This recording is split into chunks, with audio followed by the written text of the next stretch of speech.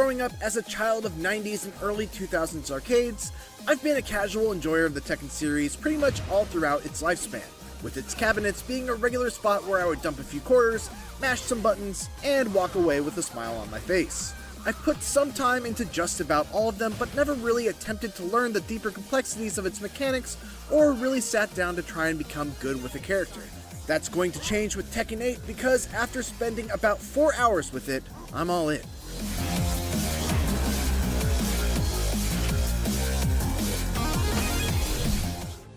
While I am a self-admitted casual fan of the Tekken series, I have at least dabbled enough into Tekken 7 to be able to talk about the most defining differences between it and Tekken 8. Chief among those changes is the new heat system, which is all about enforcing one of Tekken 8's biggest design goals, rewarding aggression. With the press of a button, a character can use a heat burst to enter heat mode.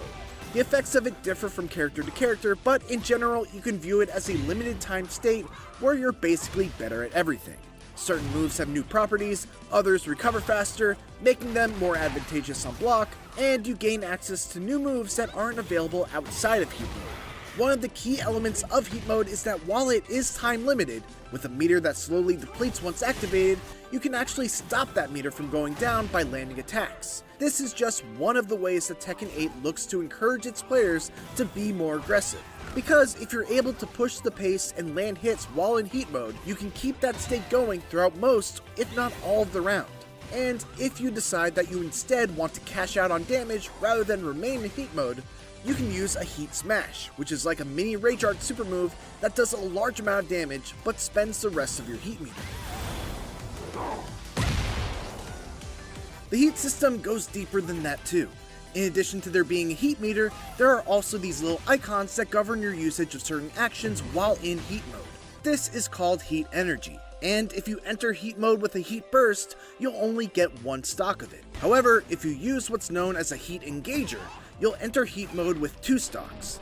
These are special moves that, when landed, will instantly put your character into the heat state. Every character has 5 of them, and they're usually a handful of the most defining moves of each character. After you land a heat engager, you can spend 1 stock of heat energy to use a heat dash, which lets you quickly dash in to either connect combos that otherwise could not be connected, or if the heat engager is blocked, you can just get right back up in their face to continue your offense. So let's pause and slow things down as we look at this example between Paul and Jack 8. Paul lands his Phoenix Smasher, which is one of his 5 heat engager special moves. Landing a heat engager gives him a free dash that he can use to get in close, but I actually don't think that this is a true combo. Nonetheless, he lands that cool launcher into throw combo from the trailer. Then he lands another Phoenix Smasher, and when you land a heat engager during heat mode, you're able to use a heat dash to continue the combo. So he spends a stock of heat energy on a heat dash, picks him up off the ground, and finishes with a heat smash. Note that Paul now no longer has any heat meter to work with for the rest of the round.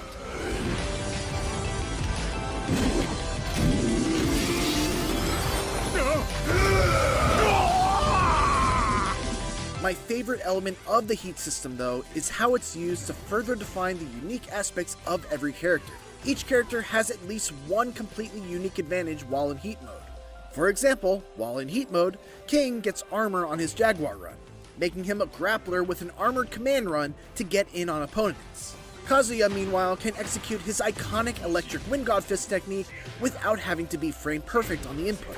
What I also love about the heat system is that it's available right at the start of every round. It's not a comeback mechanic, and you don't need to build up a meter in order to gain access to it. You're free to use it whenever and however you please. The already existing comeback mechanic from Tekken 7, Rage, does make a return, with it once again causing a character to go into a rage state once they reach a critical level of health. While in the rage state, your damage increases and you gain access to your ultra powerful Rage Art technique. That said, rage drives are a thing of the past, largely because it's a mechanic that felt redundant due to the addition of the heat state and the advantages it provides. Another brand new element of Tekken 8 is the addition of a special control type, which is Tekken 8's new attempt at making its complex fighting system a little more approachable for newcomers. When in special control mode, each button has a recommended move and combo for each character. There's a button for juggle combos, a button for grounded combos, and a button for quick low attacks. The selected moves even change depending on what state you're in. While this allows new players to compete with more intermediate players in terms of the damage they're able to output, the key thing to keep in mind is that players using the special control scheme only have access to a very small selection of moves. The most interesting part though about the special control scheme, and the thing that really sets it apart from Street Fighter 6's new modern control scheme, is the fact that you can switch between the classic and special control styles mid-match with the press of a button. This makes it actually a fairly viable option for more experienced players as well, as you could be playing the match out in the classic control scheme, suddenly have an opportunity for a big punish, quickly swap to the special control style, and start mashing out a combo without fear of it dropping. It also seems like a great learning tool to be able to quickly jump in with a new character and get a feel for what their moves and combos are going to look like without having to memorize a whole bunch of techniques just to be competitive. Those are all pretty substantial changes, so it's comforting to know that everything else still feels like some good-ass Tekken. In my playtime, I mostly experimented with King, who's just as much of a powerhouse as he's always been. One of my favorite changes to him is that his reverse arm slam combo has been simplified, allowing him to go into the next throw in the chain with a single button press as opposed to a series of inputs that need to be memorized. Now, he still does have the ladder, and those are probably more damaging and harder to break, but as someone who's always loved King, but was always intimidated by all of the commands needed to do a full chain grab combo, I appreciate having at least one that I could easily commit to memory and rely on pretty much from the get-go of learning the character. I want to give a shout out to Tekken 8's command list too, which does a great job of giving extra context to the recommended moves for every character. It told me recommended combos, moves to use that are advantageous on block, what moves will launch an opponent, what to do after launching them, what to do after activating heat mode, and much more. These move lists are extremely intimidating, with each of them containing hundreds of techniques, and Bandai Namco is really putting in the effort by making them much more user-friendly. After my playtime was over, I left with a renewed enthusiasm to get into Tekken on a more serious level. Tekken 8 looks phenomenal. Its hits feel as impactful as ever, and its iconic cast of characters are even more uniquely defined thanks to the new heat system. There's still a lot we have yet to see, but as far as first impressions go, Tekken 8 is a knockout.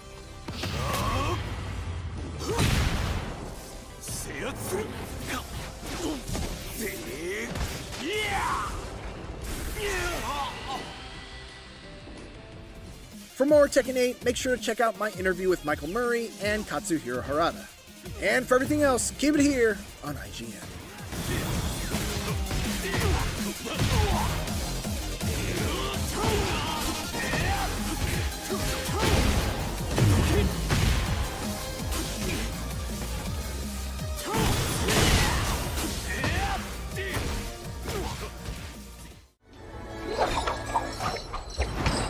Hate rich people! Round 1. Fight. I have greatly enjoyed the fighting game renaissance over the last few years. Between the success of Guilty Gear Strive and Street Fighter 6, and the general improvements to netcode across the board, the genre seems to be at its strongest since the arcade days. And after my time with the first weekend of Tekken 8's closed network test, it seems primed to bring the heat to a new generation, despite a few hiccups that can hopefully be attributed to normal pre-release obstacles. I'll show you! Boost! Strongest in the universe!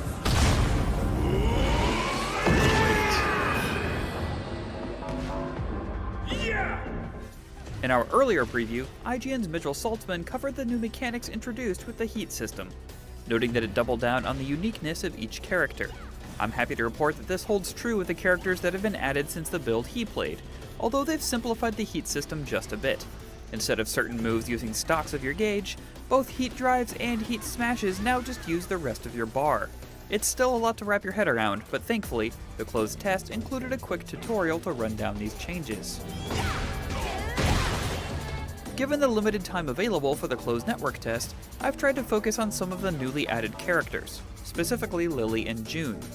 Lily, my main from Tekken 7 other than Armor King, is well known to be one of the most evasive characters in the series, with a fantastic sidestep, tricky launchers, and even a command hop that can be followed up with either a low or a mid attack, forcing you to guess if you need to block standing or crouching. Going into heat mode in Tekken 8 boosts her evasiveness, letting you use her command hop twice in a row by holding the button down, and using these hops actually increases your heat meter, meaning you can keep your offense going for longer. She can also use her Heat Smash, the high damage ender you can use to end heat mode, from her back-turned stance as a low attack, giving her multiple ways to land big damage. Another character that stood out to me was Jun Kazama, returning in her first canon appearance since Tekken 2. She can use powerful attacks and strings at the cost of her own life bar, but if you activate heat mode, you can use those moves freely without damaging yourself, and even do extra healing, giving her an extremely powerful toolset with no drawbacks for a limited time. I felt like I was barely getting a handle on what Jun could do in this first weekend, but I'm excited to explore more of her kit during the next test period. Both characters gave me a lot of confidence that the heat system is ultimately going to end up being a great change for Tekken 8. Finding new ways to activate my heat, using the buffs it provides before it runs out, and then finishing it up with the Heat Smash, all made me excited to jump back into training mode as soon as I was able. Unfortunately, what had me less excited across the board was the online performance. While about half of my matches were great, and this is very specifically a network test, some of the connections were downright rough, especially against Wi-Fi warriors, with rollback artifacts and hitching both present. It's hard enough to judge spacing when someone has a handle on Tekken's complex movement, but when they suddenly appeared to teleport, it made me feel like I was taking a counter hit to the face in real life. You can change the rollback settings to prioritize graphics or prioritize response. I chose response, but it's really just a pick your poison selection as you'll be dealing with more delay as a trade-off for less hitching. There was also an issue with stage transitions where they would hitch almost without fail. I'm not sure if this was a network issue or a performance issue, but it was very distracting nonetheless. Thankfully, the connection screen gives a Wi-Fi indicator so you can avoid those players altogether if you wish, and as with all fighting games, I would strongly recommend plugging in an Ethernet cable, but that won't stop all of the online issues as matchmaking was also a bit spotty. Long stretches of time would go by where matches would fail to connect repeatedly, or not match me with anyone at all. Game director Katsuhiro Harada tweeted over the weekend that this was a known bug, and again, I must stress that this is a network test, and is designed to work out kinks they find with online play. So hopefully this will be remedied in the final release. But I can only relay my experience, which was not always optimal. After a few days of learning a few things, getting the ever-loving tar beat out of me, and then managing to squeak out some wins, I'm even more excited for Tekken 8's final release. Hopefully they can iron out the network issues, and if they do, I'm confident that we'll have a great new combatant for the King of Iron Fist tournament. Thanks for watching, and while you're here, make sure to check out our coverage of Tekken 8 from the floor of San Diego Comic-Con. And for everything else gaming, you're already in the right place. IGN. You win.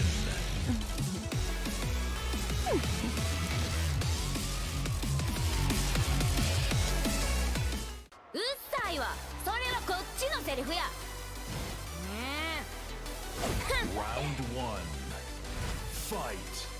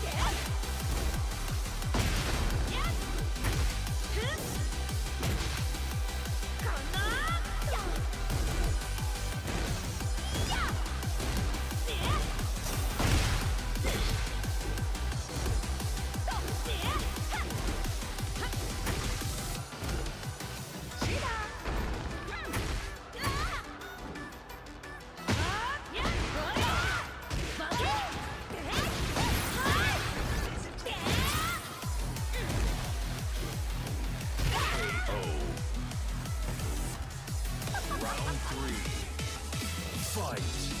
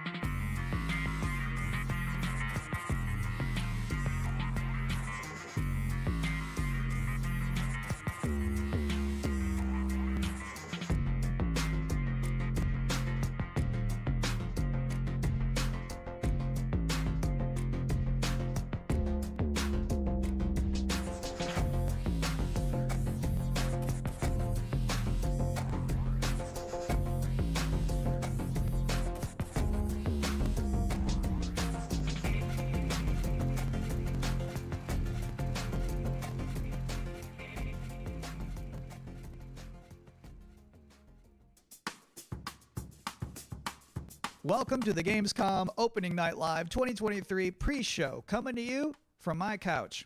I brought in the cat bed back there. He's not going to show up. I'm Kyle Bossman. I'm your host for this pre-show, and I realize a confusing thing about this is that the Opening Night Live pre-show is not live. This is pre-recorded. If you don't believe me, watch this. All right, we shot this days ago.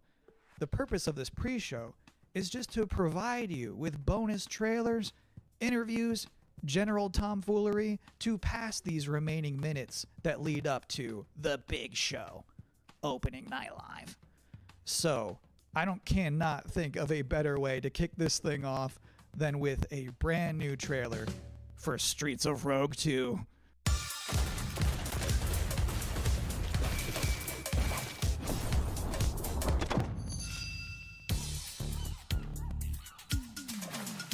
Welcome to the City of Dreams.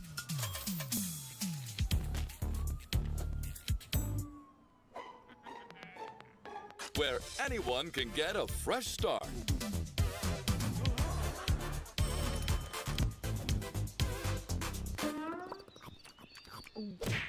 Where a corrupt president enjoys a bit too much power.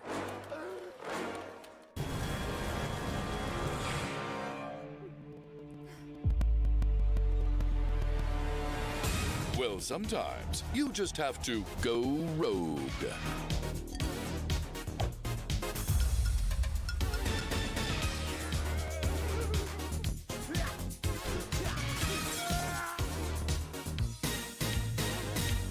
But remember, there can only be one president. Welcome to the streets where anything is possible.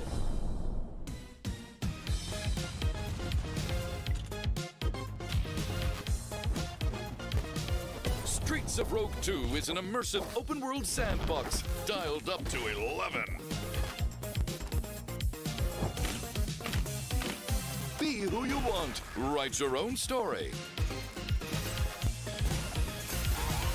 And you can do all of it with friends.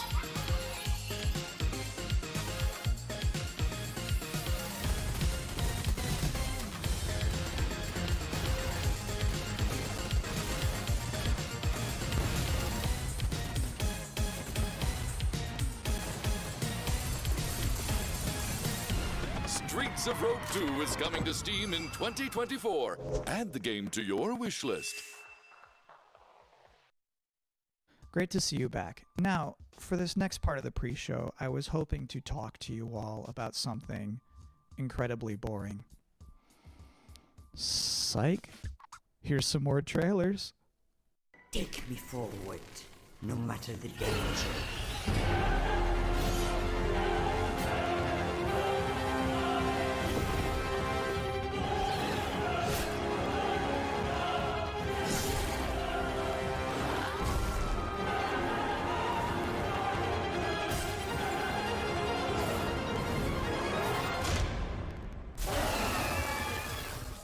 Your passenger is lost, so is this world.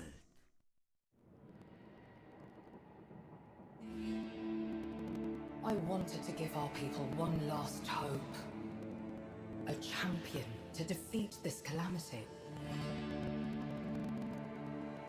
I am sorry to push that fate upon you, Lisvanger. This place is beautiful. Hello, sister. Kel, is that you? This is not quite how I imagined our reunion, Ima. You should not have come here. There are dark forces at work in these forsaken lands. Let me help you, brother. Leave now, for I still care about you. Kel, brother, listen to me. Enough!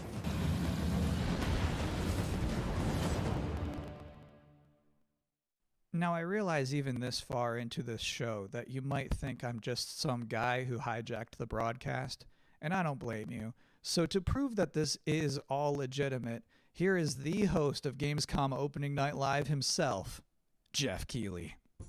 Hello, Kyle. Jeff, we're now minutes away from Opening Night Live beginning. What sort of huge announcements should we all be expecting to see? I think you can expect to see a lot of great games on stage. This is not a show driven by huge, shocking, surprise, one more thing announcements. When you really think of the history of ONL, we've always had kind of meteor looks at games that are announced in the show, and that's sort of continuing that tradition this year. There will be a few cool announcements throughout the show, but generally we're showing like a lot of really big games because this has been an amazing year for games, and the next 2 or 3 months is especially going to be insane with so many releases. So you will see new stuff on Call of Duty Modern Warfare 3, Assassin's Creed Mirage, Alan Wake, so many other big games that are coming out later this year. But yeah, primarily focuses, as Nintendo likes to say, primarily focused on, announced games coming in Q4 or 3 or 4 or something like that. So yeah, I definitely would set your expectations that we are not going to shock and awe you with surprise announcements today.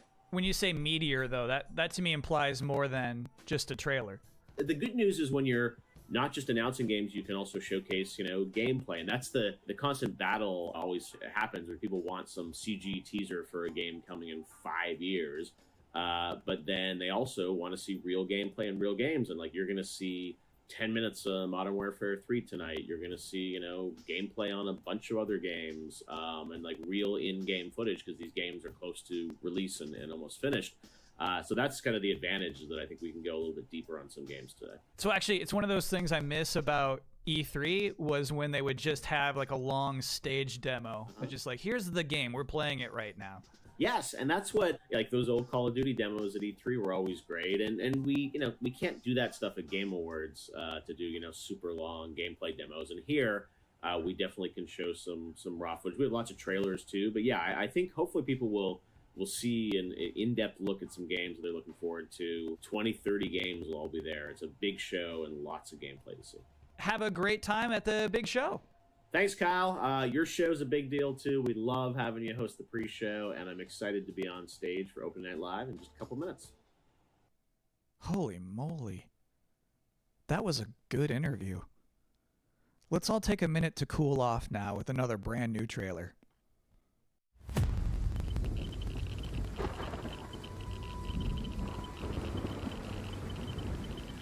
I didn't know we were doing post-show reactions. I mean, the Hot Pocket. Sue me.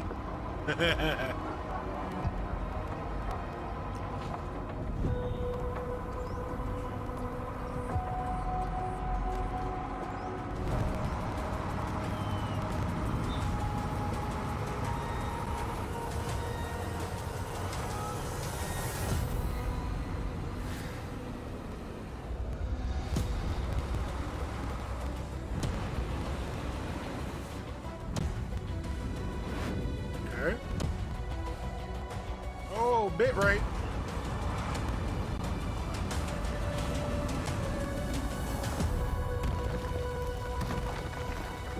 Never played it.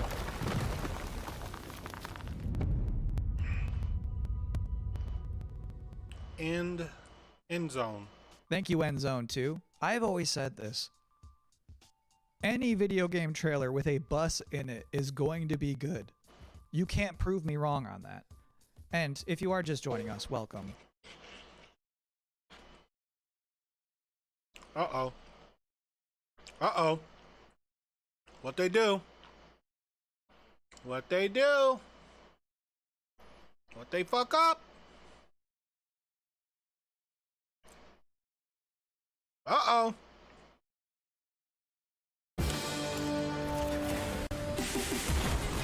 Yeah, audio was going loco. They probably fixed the audio. That's what it was. Which is fine. Good shit. Good deal. You fixed it.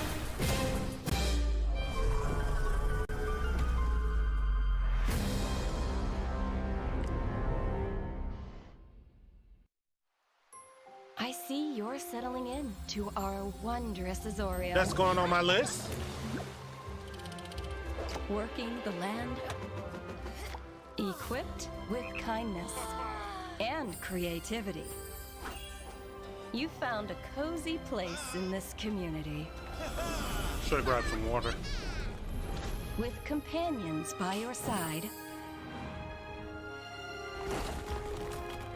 Who knows what you'll accomplish? Jesus. Add a drop or two of magic. And set off for adventure. Will you reveal the heart of our Then it all goes magical dark, island? death, blood, heads everywhere. Pre-order now. Pay for him. I'm so sorry. Those two trailers kind of blurred together for me. Which was the one where you killed that guy and then stuck up your middle finger at him? It was Bulletstorm VR. Got it. Thank you. So this is my third time hosting the Gamescom opening night live pre-show. And already we've developed a couple of traditions. One, general awkwardness. And then two, the top 10 reasons to look forward to Gamescom Opening Night Live 2023. Number 10, there's just something nice about seeing a futuristic, shiny, reflective black stage with absolutely no streaks on it. Number 9, Assassin's Creed Mirage. Number 8, the big games you already know will be good. And then the number 7 reason to look forward to Gamescom Opening Night Live is the weird games you never heard of before. Right. I like those weird trailers. Those to me tend to be slightly more interesting than the sure thing. Number 6, Sonic News. Jeff Keighley is showing up to Gamescom Opening Night Live with Sonic News. News about Sonic the Hedgehog. And let me tell you, there's no way it's bad. Whatever it is, it's not going to be bad news. This would probably be number 1 for me, but I'm trying to be objective with this list. Number 5, the raw thrill of a developer saying we can't wait to share more. Number 4, Alan Wake 2. This game's coming out in October and they haven't shown too much yet. I expect they're going to show something kind of big tonight. Number 3 reason to look forward to Gamescom Opening Night Live 2023. It's free. Number 2, Tekken 8 and Mortal Kombat 1. Officially speaking, I cannot rank one of those games higher than the other one. So if I have to put them in the same box, that's a powerful box. And the number 1 reason to look forward to Gamescom Opening Night Live 2023 is that hands down, this is going to be the best Tuesday night of the summer. Yeah. And please don't be like, nah, not true. I went surfing on a Tuesday. We don't care. We're talking about all of us combined. Collectively, this will obviously be the best Tuesday night of the summer. Because they know how to party on a Tuesday in Cologne, trust me. And do you know what else sounds like a party? The 7th Guest VR. So let's watch a trailer for that. Okay. Vertigo games. Old Man Stauff built a house and filled it with his toys. 6 guests came one night. Their screams the only noise. And what about the rumors? Eleanor, they're just that. They're rumors. Stauff has spent his fortune wisely. Never mind the smell. Bit dreary in here. Oh, don't wow. You think? Burden. Maybe you've seen me on Broadway. Regrettably not. Oh, I'm bored. I'm going to the kitchen. Wait! We shouldn't go walking alone. This is a game. Nothing more. Is it One of Clue? us is going to win Is that this prize. Clue VR? I say, every man What for is himself. this? Nothing but queens. Apparently, there's more to this than I thought. No one came out that night. not one was ever seen. But old man Stauf is waiting there. Crazy, sick, and mean.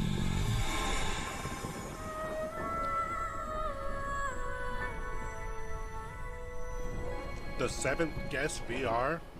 Never heard of it. So one of my responsibilities as a pre-show host is to pop up in between scary games. If you have two scary games back to back, there's a big chance the audience could become unnerved and uncomfortable. So I'm here now to give you a chance to catch your breath, provide a nice comforting voice with a nice comforting face. And now you are appropriately comforted. Next, a scary game.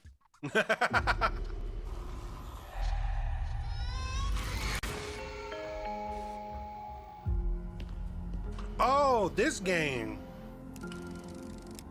What, this was like announced like what, 2 years ago? 2 or 3 years ago?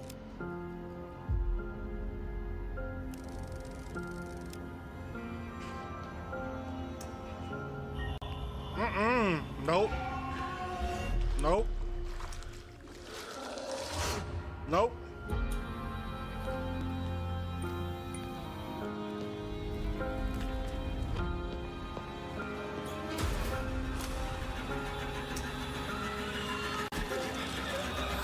No. I'm good, fam. Do what I say, Roman. Post-Trump, yeah, I'm good, bro. I'm good. My favorite part of that whole thing is when he's in that dank bathroom and he shines his light into one of those toilet stalls. And like the girl from The Ring is standing there and the guy doesn't move a muscle. He just straight up does not react. That's like my ideal video game hero. What a guy. Anyway, as you could probably tell, I'm not German.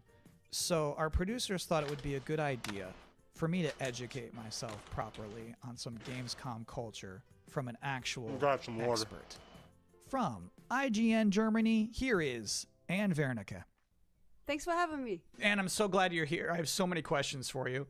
What is the best way for people all around the world to keep up with what's happening with ONL and Gamescom? There's an official Gamescom live stream, and it programs in English and German. It's done by IGN, so that's the way to not miss out on the stuff that's happening. If you're in Cologne, though, and can attend Gamescom, you just go on Saturday and Sunday to Gamescom Festival. There's stages there with musicians playing. There's food trucks. There's like human social games where you have to be like in a soccer table thing. It's fun stuff. You should try it out. It's completely for free. So hold on, what is it? What is a human social game? You know, soccer table. You play. We're soccer talking about tables, foosball. Right? Foosball. Yeah, we call it foosball. Yeah. But in this case, you get stuffed into it. So you are like one of the soccer people in that table. You can't move. You just stand there, go left and right, and play soccer like that. What does Gamescom mean to you personally? So 13 years ago, I actually started my career in the industry at Gamescom as a trainee. I just got thrown in, and I was overwhelmed by everything, you know. And to this day, it's just awesome to be reminded of that, to go there and see all these people, and I can still talk to the devs I admire there. So to me, it's kind of a happy place. I have one last important question for you. Sure. How do you say world premiere in German? It's actually Weltpremiere. Pretty similar, yeah, right? I think I could do that. Yeah, do it. Weltpremiere. Yeah, but that's good. Congrats. And thank you so much for helping me out today. Absolutely. Thank you for having me, Kyle. Have fun at Gamescom. Thank you. All right, cool. Now I too am an expert. Please enjoy eine Weltpremiere. What? I do not recognize these markings. They are old. Perhaps this is one of the great cities of the Age of Myth. This is no temple of Sigma. The hell? RPG? Hammers of Sigma! No relent! No mercy! Oh. We must fight on. RTS. The banner cannot fall. Warriors of Sigma, stand with me.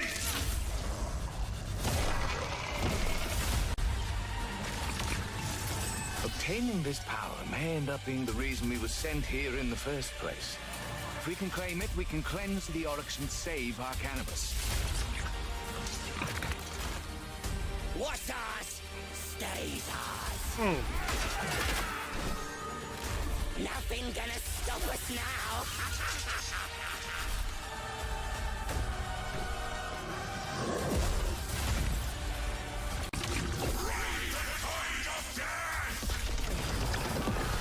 We do not fear death. Fight on!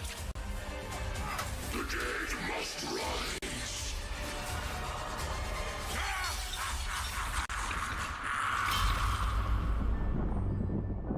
Oh, it's a Warhammer game. Huh.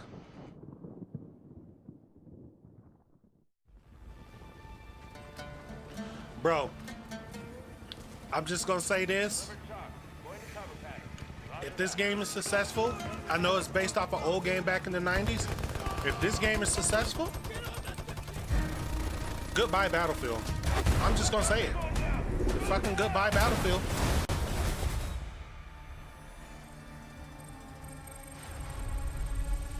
By 2035, we have formed a new breed of elite special forces who are better prepared to manage these latest threats to our global society. This shit got a good multiplayer. No fear, no retreat. And the gameplay is good.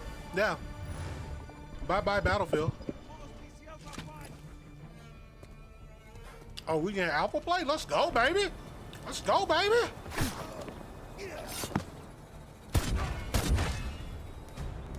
Recon arrow out. Using smoke screen. Powering up. Let's do this. Soldiers, you're depleting their numbers. Try to finish them off. Hold the line. Here comes the last push. Shots for you.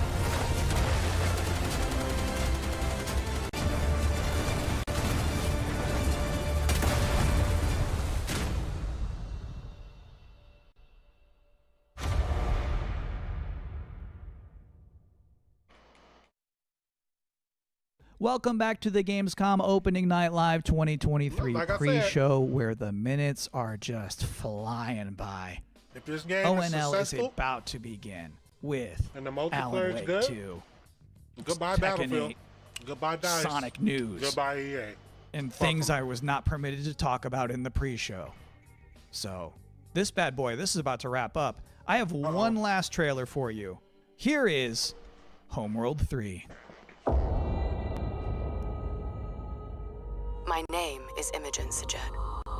My entire life has been study, analysis, planning. Today, the galaxy is burning. The hell is this? Fleet-wide comms open. Attention all personnel. You've each just received a mission briefing. Nothing is redacted, because I want you to know what is at stake. We have been tasked with finishing Karen Sajet and the 5th Fleet's mission. Discover the source of the anomaly and the hyperspace attacks, and stop it once and for all.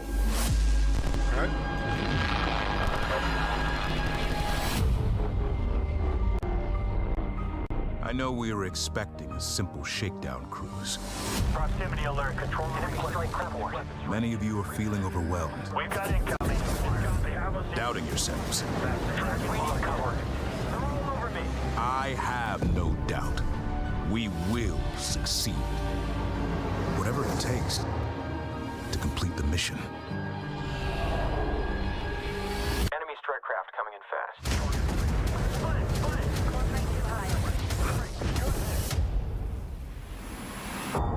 My name is Imogen Sajet. Now, I must be more than a scientist. I am Fleet Let me Command. see something real quick. Sorry. Okay, so they don't have their chat actually listed. I should probably do the same thing. Sorry. And that is it. That's all I have for you here in the pre-show, which of course means that Gamescom Opening Night Live is now mere seconds away from starting. Thank you so much for hanging out with me here on my incredibly cozy couch. Enjoy the show.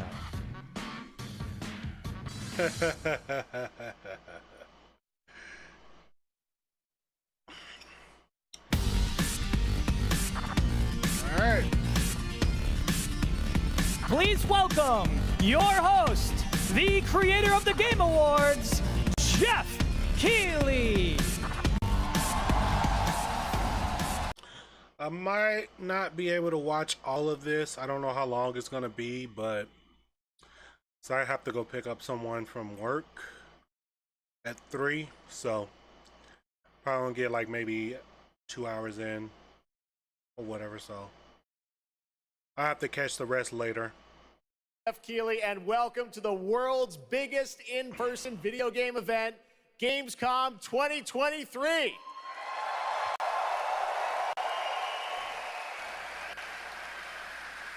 Now, this right here is kind of like the opening ceremonies for Gamescom. It's a preview of this year's most anticipated games. We call it Opening Night Live. And over the next 2 hours, you'll get exclusive new looks at titles like Call of Duty Modern Warfare 3, Alan Wake 2, Assassin's Creed Mirage, and Mortal Kombat 1.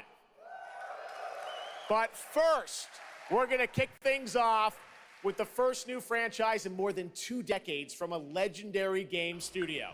And to help us step into the vast world of Starfield, please join me in welcoming the composer of the game, Inan Zur, for a very special performance. Maestro. Don't mess up. I'm just kidding. I don't want to jinx the guy.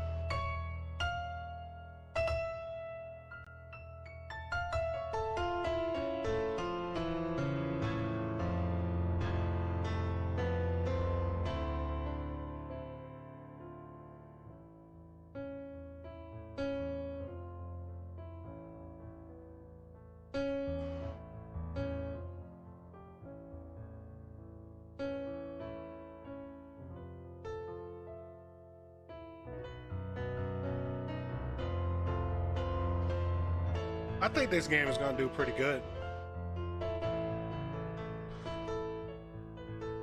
I'm debating on getting it or not. I don't know yet.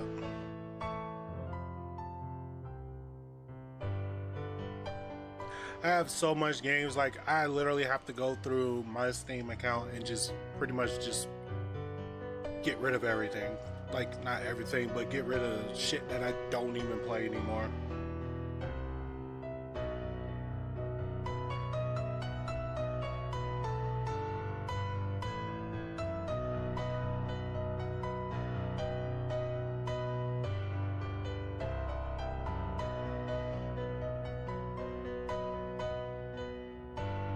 Playing the hell out that piano though.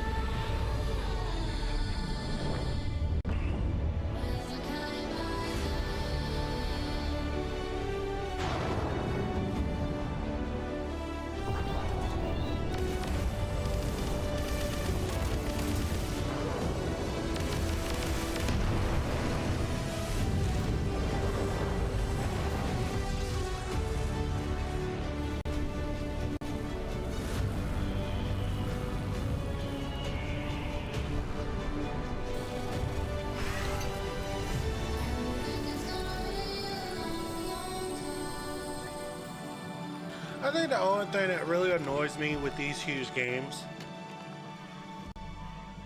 like, I have a little bit of annoyance. Like, when you make a game this huge, at least, I mean, at least give me like a 2-player co-op or something. Give me something, you know what I mean? Or a 3-player, or a 4-player. I don't even know that. I think this is only single player. And that's the little annoyance that I have. But I can deal with it. It's like, okay, it's fine. September 6th, wow. Early access begins September 1st. Starfield is ever so close. And Inan, thank you so much for that spectacular performance. Really appreciate you coming all the way for this. It's true, in just over a week, fans will start to play Starfield in early access on Xbox and PC. While I've been lucky enough to start playing it, don't be jealous, I'm not allowed to say anything about it. Yes, exactly. All right, well, guys, okay. Thank you very much. Thank you very much, guys. Really disappointed. They're disappointed. That's just so disappointing. This is such a special night for so many developers, and it's really disappointing to see someone act that way. But we're going to move right on with the show. We've got a lot of great games to show you. Really, it's just so sad to me to see something like that happen. Tonight, we're here to celebrate games in this community and how much they mean to us. So, without further ado, I want to move right on with the show. Why the fuck do people do this shit? Why? I don't fucking understand it. What the fuck is wrong with you people? Seriously. What in the actual fuck is wrong with y'all? This shit does not make no fucking sense. Grow the fuck up. On national fucking stage, stupid shit, doing stupid shit like that. It's ridiculous. Why the fuck are we doing shit like this? What is wrong with you people? Seriously. I don't understand it. Like, I am so sick and tired of people doing stupid shit like this. Like, this world is going fucking nuts. It's gone fucking crazy. It's just out of fucking control. Getting on stage because, oh, I want to play. Get the fuck off the fucking stage. Who cares, bro? Like, this shit got me tilted as fuck. I hate when people do stupid ass shit like this. Ruining a good fucking day. To do shit like that. It just bothers the fuck out of me, bro. Like, I'm so fucking sick of it. Like, stop it. You motherfuckers need to stop doing stupid shit for real. I'm tired of seeing people going nuts in fucking streets. I'm sick and tired of seeing people jumping up on fucking stages. I'm sick and tired of people just ruining fucking moments for anything. I don't care what it is. Stop fucking doing it. This shit is not cute. To the point, it's going to get to the point to where you guys are going to get fucking shot. I'm just going to fucking say it. You keep doing this shit, it's going to get to the point to where they're going to end up fucking shooting your ass. They're going to fucking end up doing it. I'm just going to fucking say it. Keep it up. Because it gets to the point to where these goddamn comedians now, they're carrying pistols under their pants. Their holsters they got fucking hidden holsters. They're carrying fucking bats on stages or whatever. You just don't fucking know it. You guys gotta stop this shit, bro. The shit is fucking stupid. Fact that affects you in some way where you see a bit into space-time and then you get to create your own character. Our games are about creating and being whoever you want, and then you're off on adventure. Yes, let's talk a little bit about this adventure. I know, people have been wondering kind of what the main quest line is going to be after you create your character, which is something that I know. I saw even someone on the internet this week created you, I think. Did you see that? Someone tweeted out a picture. They had somehow figured out. I see a lot of things on the internet. I don't know. I'm not sure that's real. Well, the thing is, I think you could literally create, whoever you want and then enroll. Like, even the crowd just got quiet. Like, doing that shit literally just ruined everyone's moment. Like, it literally just ruined the whole show. Like, I don't even think the fucking hype now, the hype is gone now. It's gone. Like, people are just, they're pissed. Because this shit's gotta stop. The story turned out and where it goes. Yeah, it's such an epic experience, and you and your team have done so much for this industry, and the fact that you guys have worked through COVID, building this, and coming on the other end, we're so excited for everyone to get a chance to play it. So thank you for all you've done for our industry, Todd. Everyone, Todd Howard. Thank you. Can't wait for you to play the game. Thanks so much, Todd. Really appreciate it. All right, well, tonight is largely focused on announced games, but we do have a few surprises along the way. And next, it's time for the global reveal of the third installment in a franchise that is very familiar to Gamescom fans. Here we go. Like, in all honesty, that shit kind of ruined it for me, man. Like, that shit got me mad as fuck. Cause I'm sick of seeing bullshit like that, man.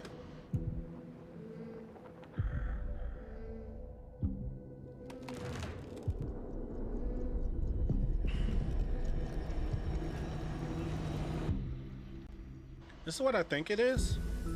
It is.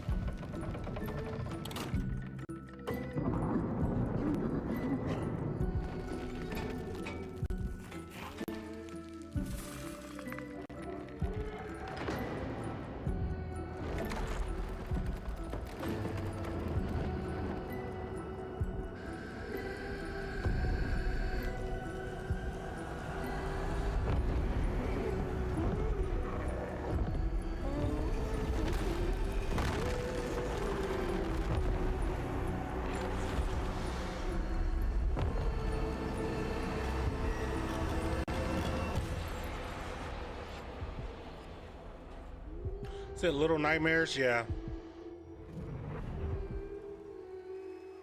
2? Oh, 3. That's right. There's a third installment, yeah. That's right, Little Nightmares 3. And joining me now are Corley and Lucas from Bandai Namco to tell us more. Lucas, thank you so much. It's great to have you back here at Gamescom to announce another Little Nightmares. Thank you, Jeff. Yeah, it's really great to be back. We're very excited to announce Little Nightmares 3 tonight. The franchise has a long history with the show. I mean, that's where we announced the first 2 games. So for us, it was definitely the best place, best show to reveal Little Nightmares 3 to the world. Well, we appreciate you bringing us this news. It looks incredible. Corley, I see we saw 2 characters in that reveal trailer. Can you tell us a bit more about them? Yeah, sure. Hi, Jeff. Hi, everyone. I'm so happy to be here to present you Little Nightmares 3. So yeah, as you have seen, we have 2 characters, but now you have 2 players as well, so you will be able to play. I am making a video on that bullshit. If you want, and face your childhood fears with your That happened earlier. I'm gonna make a video on that. Now, I saw a lot of cool new places in the trailer. Can you tell us a bit about sort of the setting for these 2 characters? Yeah, so our 2 new characters are Lo and Alone. They are trapped in a place that we call the Spiral. It's a cluster of disturbing places, and they will have to work together, survive in a world full of dangerous threats and full of delusions. And they will also have to find a way out. I'm sorry, but it's about nowhere. time to take action. I don't mean to apologize. I'm just still thinking about that shit. Like, it is time to take action.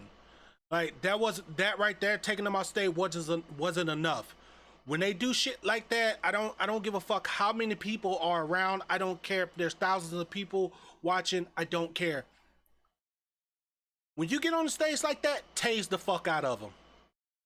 Tase the literal fuck out of ignorant ass people. And no, it's not fucking harsh. It's not being rude. It's not being cruel or anything. No, you do stupid shit, you get consequences. Consequences is gonna fucking happen. So next thing they need to do, if people start getting on stage like that, fucking tase the fuck out of them and drag their motherfucking asses to send a note saying that, hey, you do this shit, this is what's gonna happen. Keep it up. And then the next step is gonna be to where they're gonna fucking shoot their asses. And I'm sorry, but it needs to fucking happen. Because ignorant ass people do not deserve to fucking live on this earth. I'm sorry. That right there to me was ignorant as fuck. And they should have been tased the fuck out of. I'm sorry.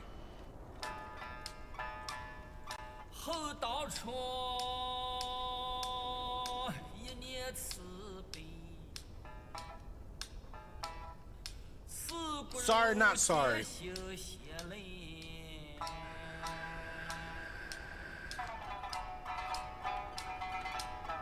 Like, I can't even fucking react because of that shit, man.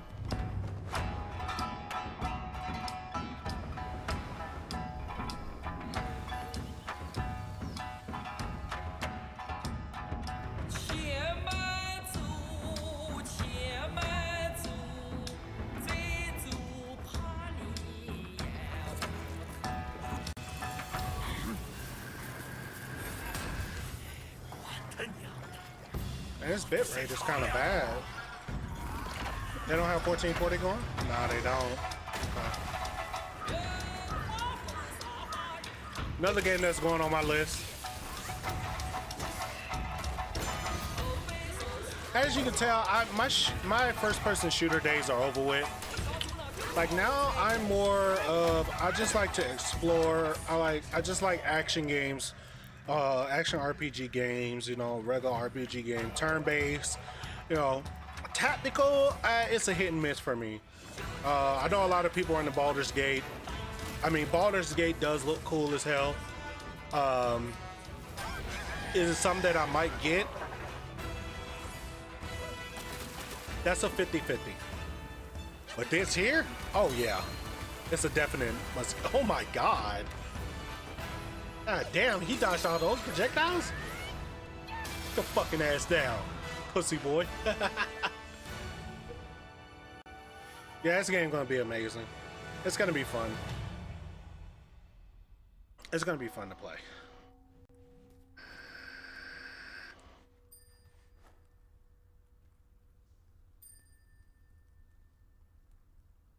All right. Still no release date. Yep, still no release date. I don't even think they did a release date. What in the hell?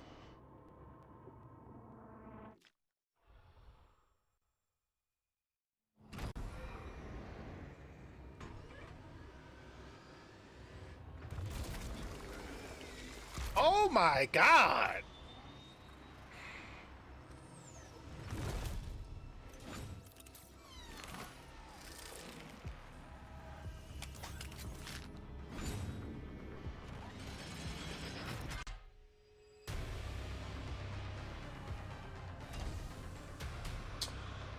I think this is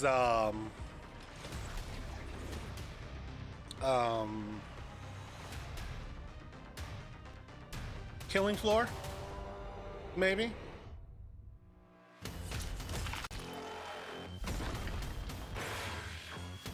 Looks like Killing Floor.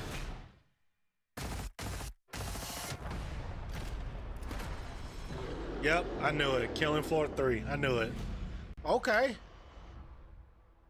Putting that on my list too, because I like playing Killing Floor.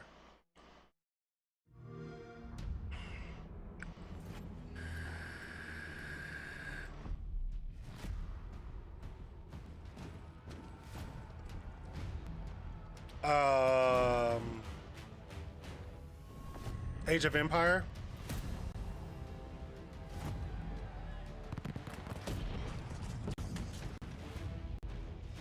I tried to play that with some buddies. I was like, dude, I can't play this shit. I don't know what I'm doing. I tried, but I'm not saying it was bad. It just wasn't for me. It was like, I think it was free either on Epic Games. I think it was free on Epic. Or I think I had it on Game Pass. I can't remember.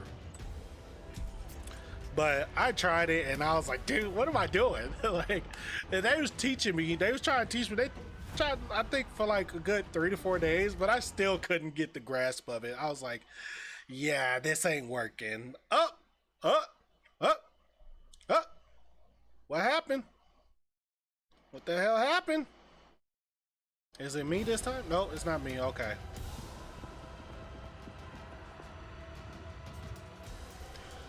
My bad for going off earlier, but I'm just sick and tired of seeing that, man.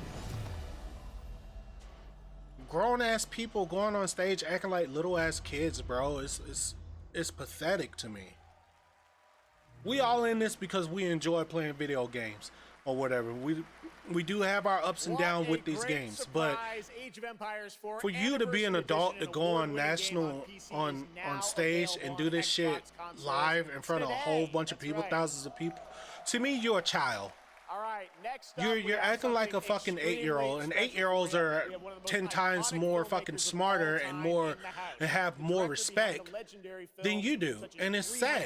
Man of Steel and Army of the Dead. He's come all the way to Gamescom to talk about his new film, Rebel Moon, which is on Netflix December 22nd. Gamescom, please give a warm welcome to the one and only Zack Snyder. Oh wow, Zack Snyder? The guy who actually made Justice League good. Just saying.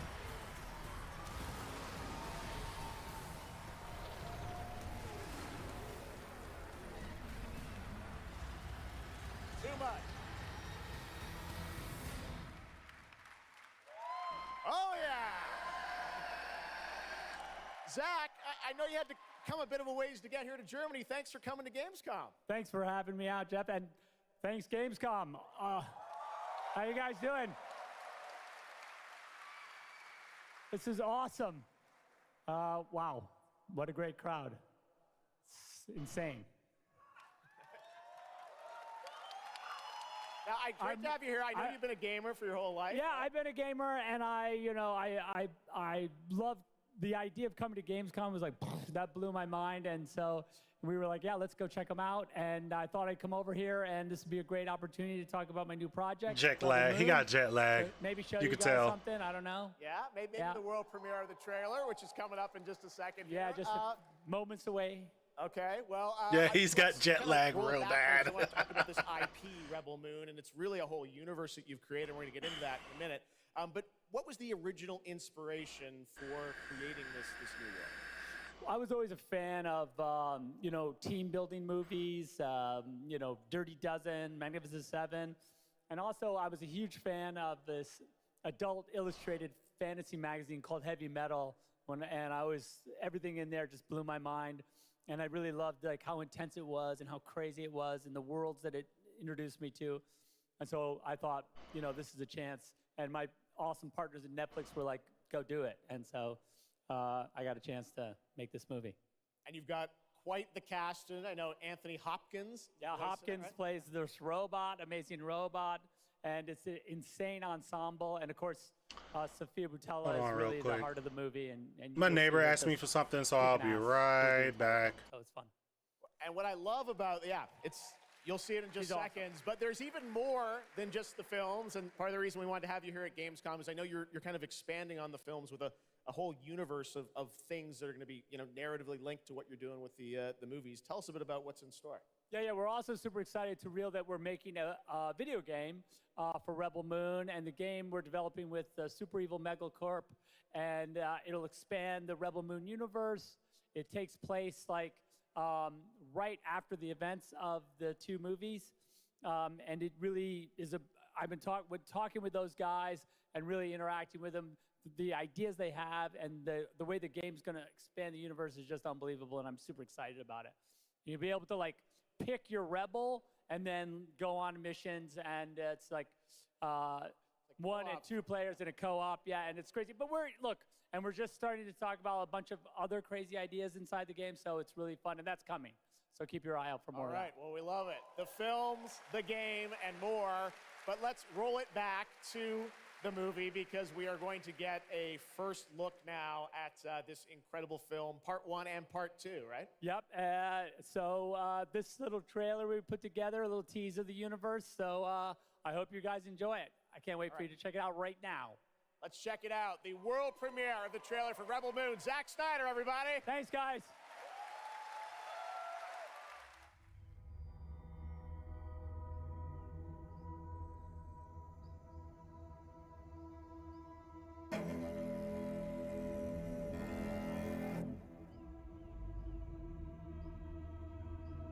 Do you know the story of the Princess Issa?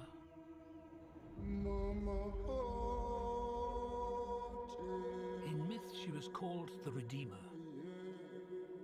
It was said this child would stop the madness of war. That that she was to usher in a new age of peace and compassion. I was given memories of a world I will never see. Loyalty to a king I cannot serve. And love for a child I could not save.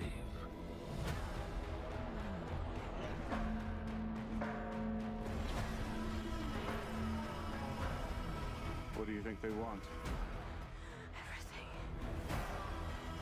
I found her. A Scargiver. I am a child of war. I was taught that love is weakness.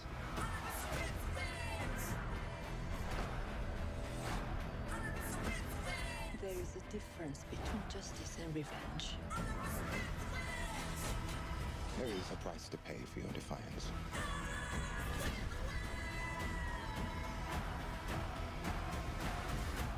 Shh. One moment. I do love this part. Hold on. I don't want no trouble. We're not here to bring any. Are you ready? You and I both know fear. Let's show them that we're not afraid.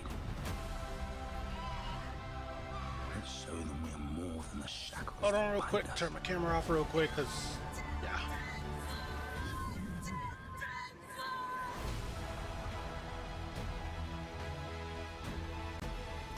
A king is a man, and a man can fail.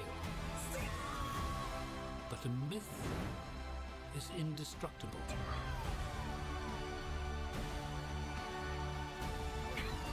The time has come for all that you love. Protect each other and show them no mercy.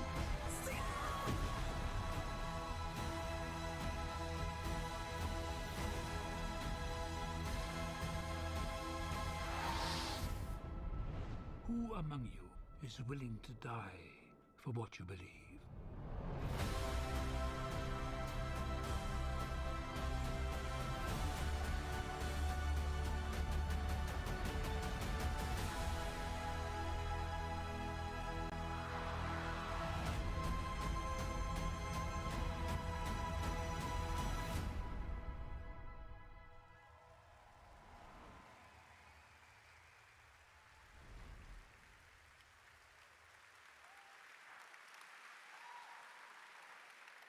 That looks insane. I cannot wait to play that game. All right, well, now we're going to move on to something that is very long awaited because sometimes good things do come to those who wait. It's been a number of years since we last heard an update on Crimson Desert, the new open world action adventure from Pearl Abyss in South Korea. Well, that changes tonight because the team has prepared a very special gameplay update trailer to share with the world first here at Gamescom. Enjoy.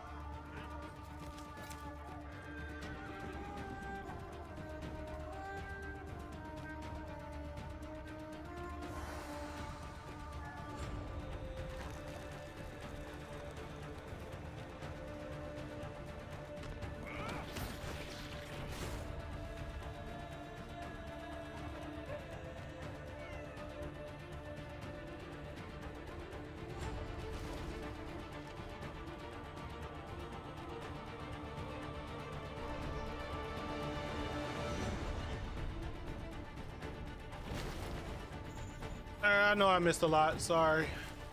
Talking to the neighbor. Had to give her one of my 5/16. What is this? What the heck? This must be Crimson Desert.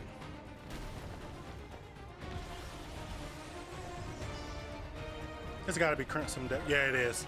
Yep, it is. Crimson Desert, yep.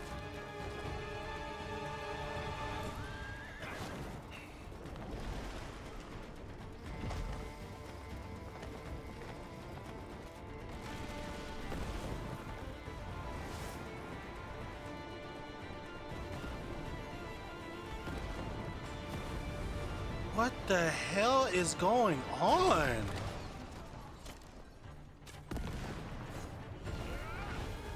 I'm gonna have to watch this from the beginning. I must have missed a lot within that 2 minutes. Damn.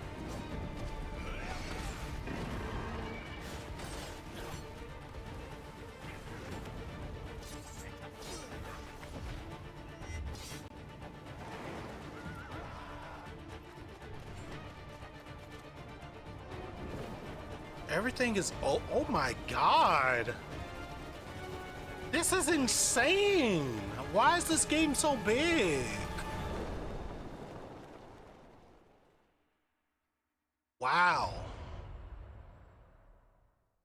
Hey, what's up, Gamescom? It's Ice-T. I've hooked up with my favorite game in the world, Payday, and I have my own special heist mission in Payday 3. And you know I know a lot about heists in real life, all right? It launches September 21st. Here's a world premiere. Okay. First look. Okay, so here's the deal. The components are kept in high security cooling containers somewhere in the storage yard. The clock starts ticking as soon as the components are out in the open. So you need to haul ass to get them to the transport. Take too long, and they'll start to degrade and lose value. Now, do what you need to do to get ready. I'll see you on the other side.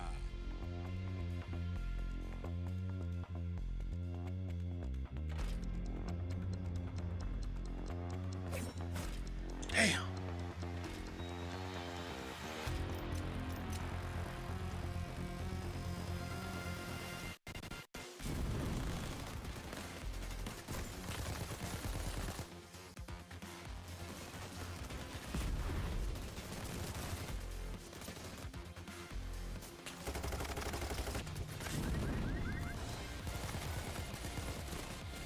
Damn. I think the only thing that bothers me with Payday, like I tried to play the VR version, and the VR version is, you have to do so much to get it how you want it, and I just gave up. I'm like, I'm not fit to do all this, man. Because I shoot on my left. I don't shoot on my right, I shoot left. And they didn't have that option, and you have to, well, they have the option, but your buttons get switched out, and I didn't like that. So I wanted my analog to be up here, like holding the handle, and my turn be holding, you know, like my grip. But you have to go like into Steam and, you know, look at other people's profile, and I'm like, dude, I'm not gonna do all that. That shit should already be implemented into the game. It's not that hard to have like an option to where, let me reverse my analogs, reverse analogs. That would have been fine, you know. But they didn't have that, and I'm like, dude, I'm not gonna deal with that shit. I'm not, it's not my job to do this. That is your job, you get paid for it. I don't. That's just me. And I get that, oh, well, it's for, I know somebody probably gonna comment, but it's for you to do at your own liking. I get that, but if I'm satisfied with the buttons that I already have that are already defaulted, and I just want to change out the analogs, there should be an option to where in the game to where it just says, reverse your analogs to this. Why do I need to go into Steam and change it, take 10 minutes to change it to this, change to that, when it could just be at the snap of a finger? You know, I don't know if I'm gonna get Assassin's Creed, man. I don't think I'm gonna get this. I still haven't beat the other Assassin's Creeds. The games are just too fucking long, man. I don't mind long games, but holy shit, man, when it starts to drag and drag and drag and drag and drag, I'm like, bruh, I can't do this. I can't sit and play a game in one sitting.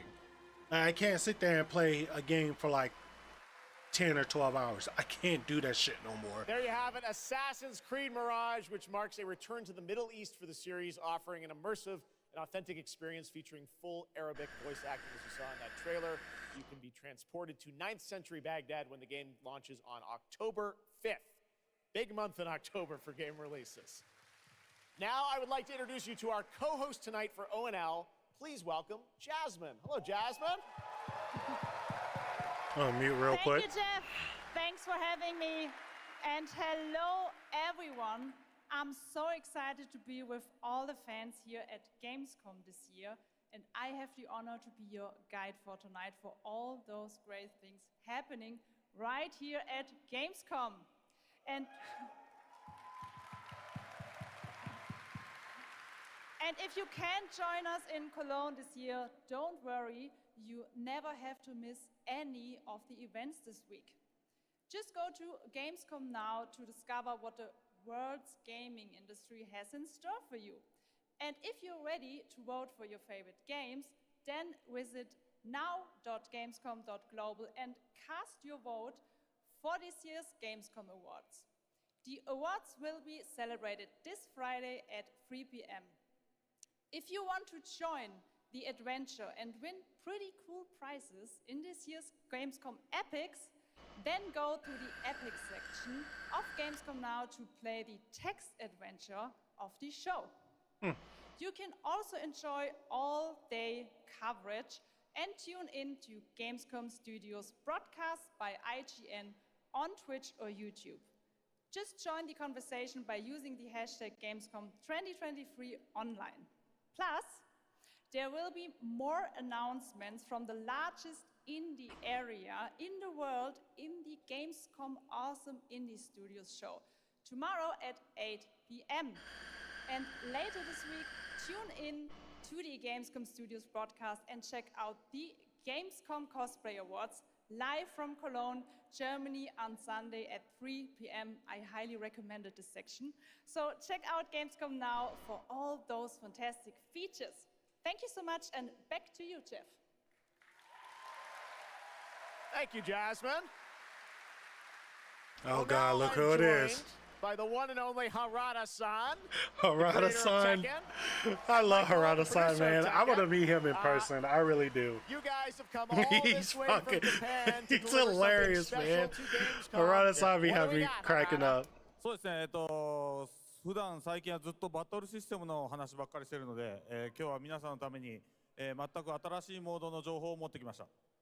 So up until now, we've been mostly showing off the battle mechanics and new gameplay, but today we have an all-new mode to show you today. Oh.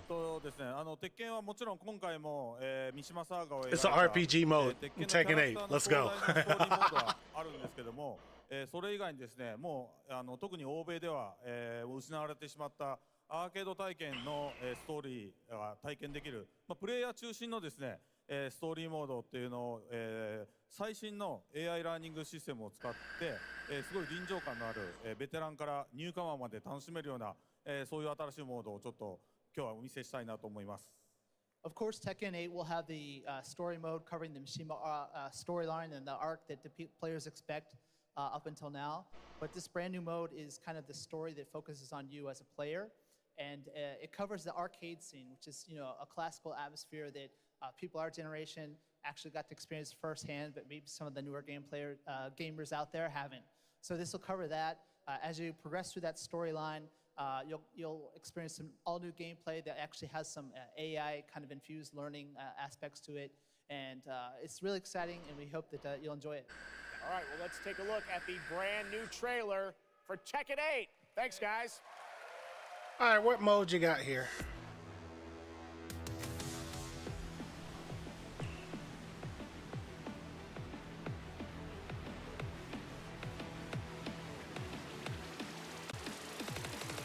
Going somewhere?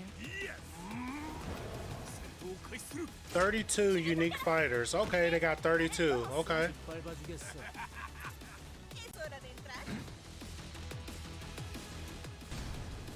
Observa.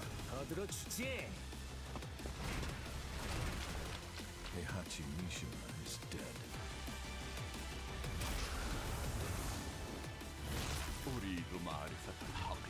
Oh, wow. Let's go. Oh, Steve is back.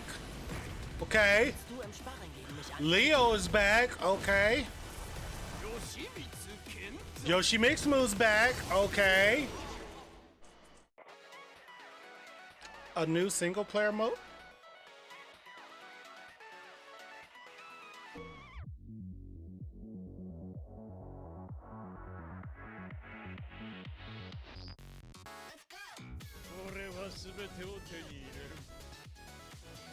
Dude, I knew they was gonna do that. I knew they was gonna do that. They was gonna do exactly what Street Fighter did. Because these guys are cool and they like they said, they talk about what they want to do with their fighting games and stuff like that. It's crazy. And I like the fact that they do that. It's not, I mean, yes, it's still a competitive thing. What the fuck? It's a competitive thing, but still, like, they still cool with all their, you know, games and talk about, you know, their games together and stuff. And it's just an awesome thing, dude. And this pretty much came from Street Fighter, the whole lobby thing. It's so fucking cool. I think the lobby thing is cool. That's just me. I think adding something like that into a fighting game is pretty dope. I like that. There you have it, Tekken 8 coming in January 2024. All right, I'm now joined by Shelby Carlton and Dave Swenson from Sledgehammer because on November 10th, Call of Duty Modern Warfare 3 arrives, and today you guys are gonna be the first audience in the world to see some raw, real gameplay from the campaign. Dave, Shelby, welcome to Gamescom. What can you tell us about Modern Warfare 3, Dave? Well, first of all, Jeff, it is awesome to be here. Modern Warfare 3 this year is the complete package. We're shipping 16 multiplayer maps, all from the original Modern Warfare 2. These maps have been modernized with new Is it over yet? features. I'm just we kidding. also have I'm just open kidding. world zombies. This is our largest zombies. Yeah. This is our largest zombies offering ever, and for the first time, it's set in the Modern Warfare universe. And of course, this year we are bringing a huge innovation to the Call of Duty campaign. Yes, let's talk a bit about the campaign, Shelby. Makarov, I know, is going to factor into this. See him over there. Tell us a bit about what is the storyline? What can we expect from the campaign? Yeah, so for the first time for Call of Duty this year, we're doing a direct sequel. You know, Modern Warfare 2, they asked a lot of interesting questions in their story, and Sledgehammer Games is so excited to work with Infinity Ward on the campaign to answer some of those questions and to bring you Modern Warfare 3. And one of those answers, he's standing right behind you. Yeah. He is Makarov. He is our infamous antagonist. He is cold, he is calculated, and he is trying to bring the world to the brink of war, but not if Task Force 141 has anything to say about it. So we are just so excited to get this campaign into the players' hands. All right, well, we are going to see a playthrough of a campaign level, but first, Dave, I want to talk about something new you're doing, open combat missions. What are those? So Call of Duty is known for epic cinematic stories, as Shelby talked about. And this year in Modern Warfare 3, we're introducing a new innovation to the Call of Duty campaign that's going to allow players to interact with that story like never before. We call them open combat missions. Open combat missions are player-directed. They allow the audience to play the game the way they want to play it.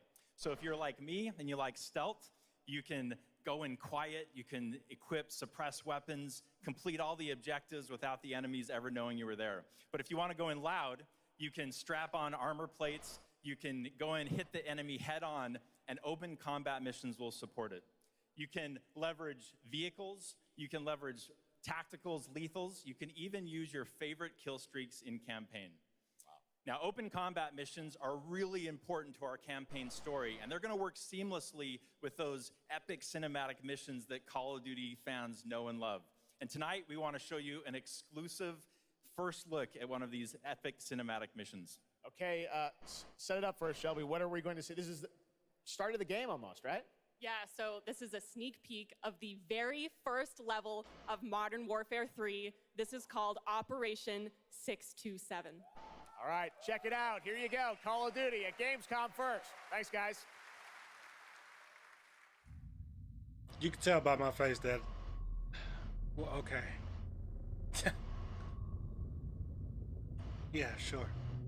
Let's see it. Let's go ahead and see it.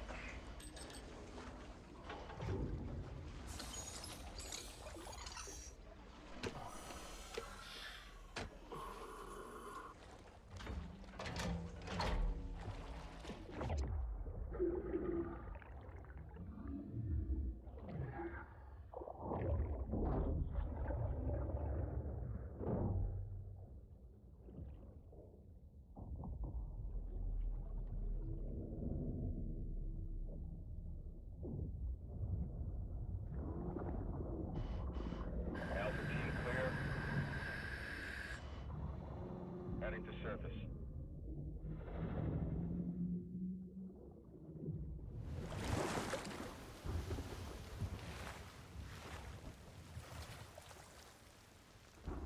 All teams, eyes on target. Phase 1 complete. Charlie copies. We're set. Roger that. Moving to phase 2. Patrol boat 2 o'clock. Get under.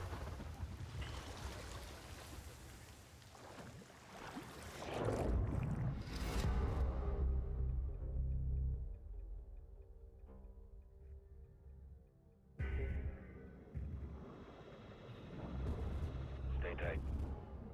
Roger, no movement.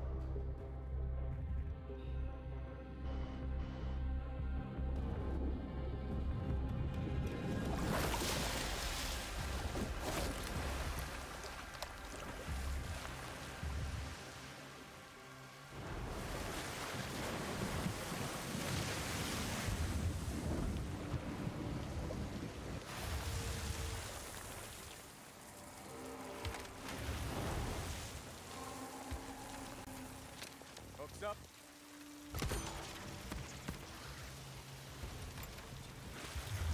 Good hook. Let's get up top.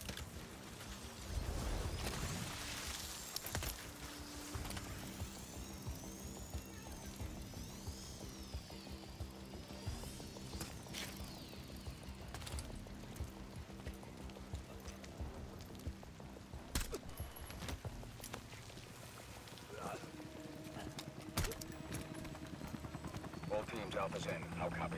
Solid. Relay went clear. Moving to Mark DZ. Stand by. Nods on. Iostrobes on.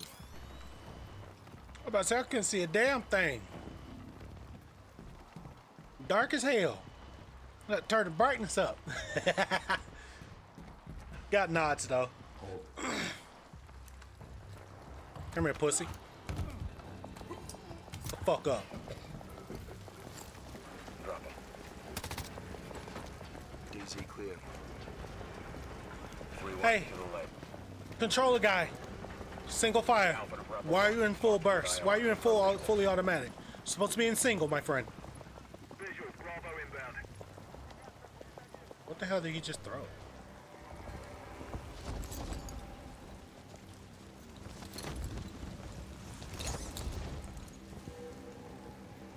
Oh, okay. Bravo's off deck. Pushing up. They didn't see that shit? Charlie, you set? Affirmative. All teams green to go in phase 2. Check. Roger.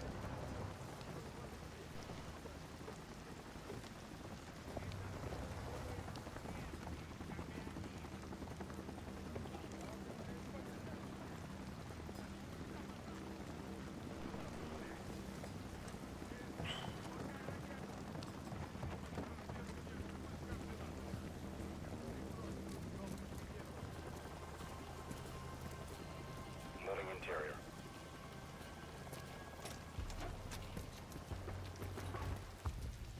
All clear. Descending stairwell, south side. I noticed something too. They actually fix it where the gun is not pointing at friendly. They've been watching YouTube videos. Nods off. Be advised, they got a bird up. Movement in the courtyard. Looks like a prisoner transfer.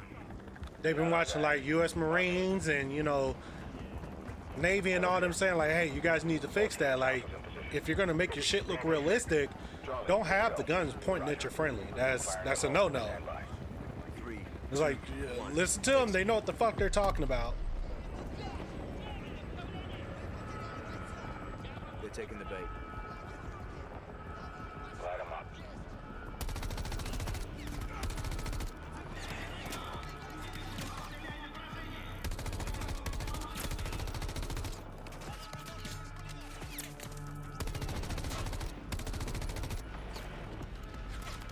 This Call of Duty Modern Warfare 3 will not be running at 60 frames. You will only get 30. We want you to have the most experience with cinematic gameplay. Yeah, get the fuck out of here.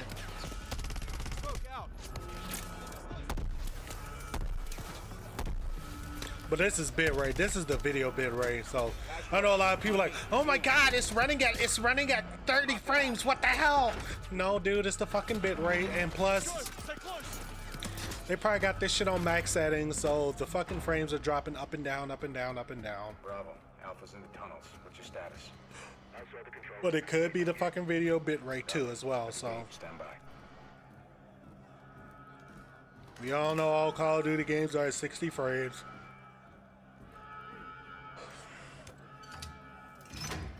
All teams, let's roll thunder. Bravo, pull the plug. Oh my god.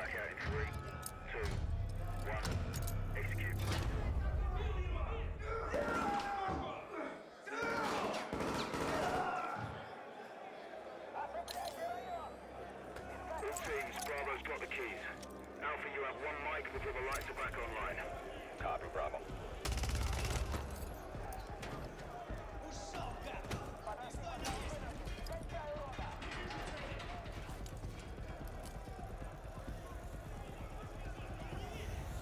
Kick off the riot.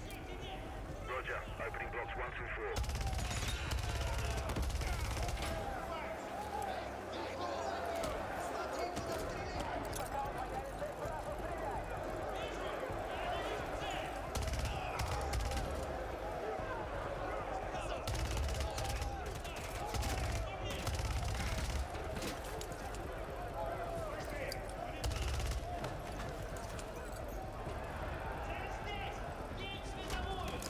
Alpha 1 to Bravo 1. Open 55C.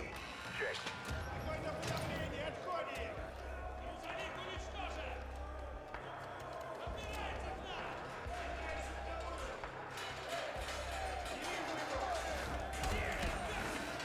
Jesus.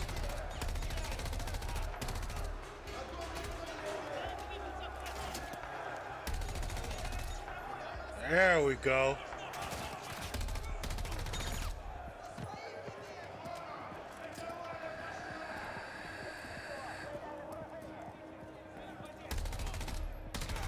I'm looking forward to that Delta Force game though. Let's say hopefully they do some multiplayer revealing.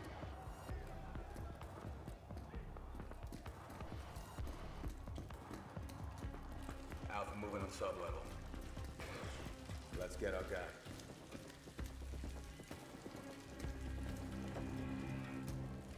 Ready, breach? Breacher up.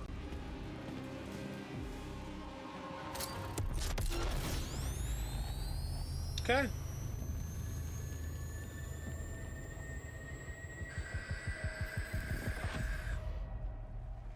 November 10th. You can stay tuned for more Modern Warfare. The multiplayer, 3 I mean not details multiplayer, and but the gameplay campaigns with are Call of Duty next the week's campaigns are good. showcase event for Modern Warfare 3 multiplayer. It's just that the Call of Duty multiplayer is Mobile where and Warzone people are takes having the place. We're issue announcing at. it tonight on October 5th, and jump in for yourself. That's The why I kind multiplayer of stopped game playing. kicks Well, off yeah, October not 6th. kind of. That's why I stopped We have playing so much because more it's to just share with you, but first, here's an update just the on multiplayer just Nightingale, didn't the shared feel world survival crafting game from Inflection. didn't feel the same. And on top of that, they kept nerfing the SMGs, and that's all I play. I don't use ARs. I don't use snipers. I use nothing but SMGs. That's all I use. Wilds await. And so too Nightingale. Oh, this Away from game. your first portal and tread on towards that which is boundless, beyond the measurable. What is up with this game? Huh. Sequestered, struck by woe and lacking supplies, the question becomes, wilt thou be a survivor?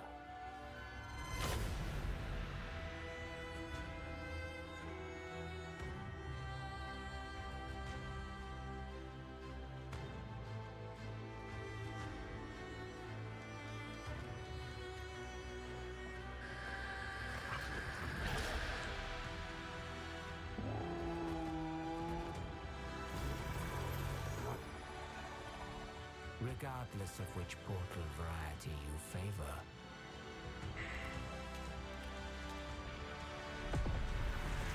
realm cards will be necessary.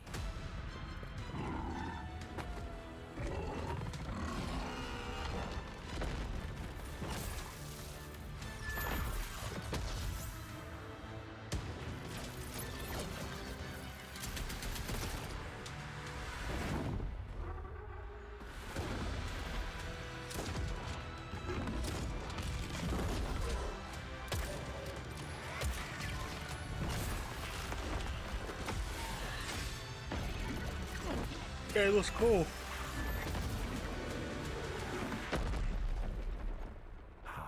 Can fly. Let my words steer your steps. February 22nd of 2024.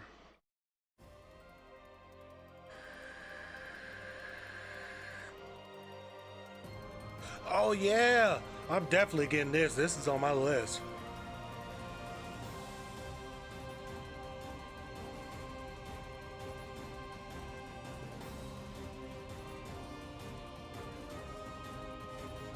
It's kind of like Grand Blue Relink or something like that. Grand Blue Fantasy Relink. I'm definitely getting this. This shit gonna be fun. She will utilize the power of the four primals and attempt to cast open the gates once more. You can tell primal beasts were weapons created by astrals. Their powers are capable of untold destruction. Primal beast. Is that what you call primeval gods? I sense something, but I can't put a finger on what. That doesn't look right from up here. Oh no. Feels like overkill for a glorified treasure. Jesus. Blocking me! I can't get through! Oh, primeval god, I beg your forgiveness.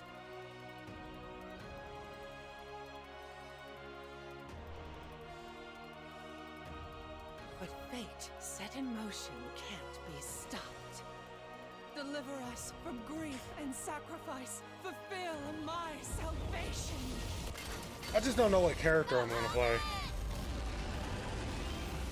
We've been through a lot together. Oh shit. Visited new islands, met new people. But you've always been there to protect me. I just wanted to say thank you.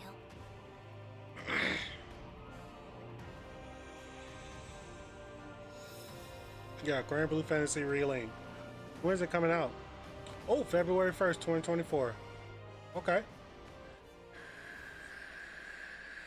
Oh, that collector's everyone edition. at Gamescom. Gina Torres here. I play Hi, Gina. in Immortals of Avium. She is Jack's mentor. And she's also the voice of Ikora. She's conflicted about how to win this ever war, but that's all I can say. Let's. And she also played in Suits, which she was fucking badass in. She's amazing.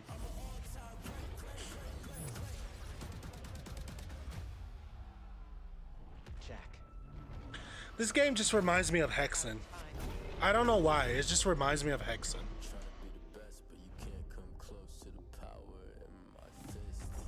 Everyone that can fight already is, and we're still losing.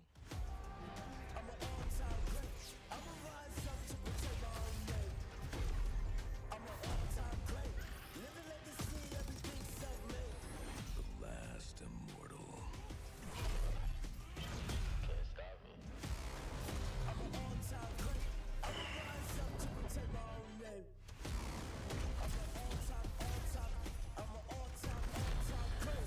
first person magic wielding is pretty cool.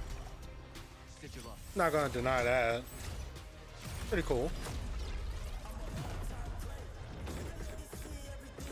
Like I say, it gives me Hexen vibes.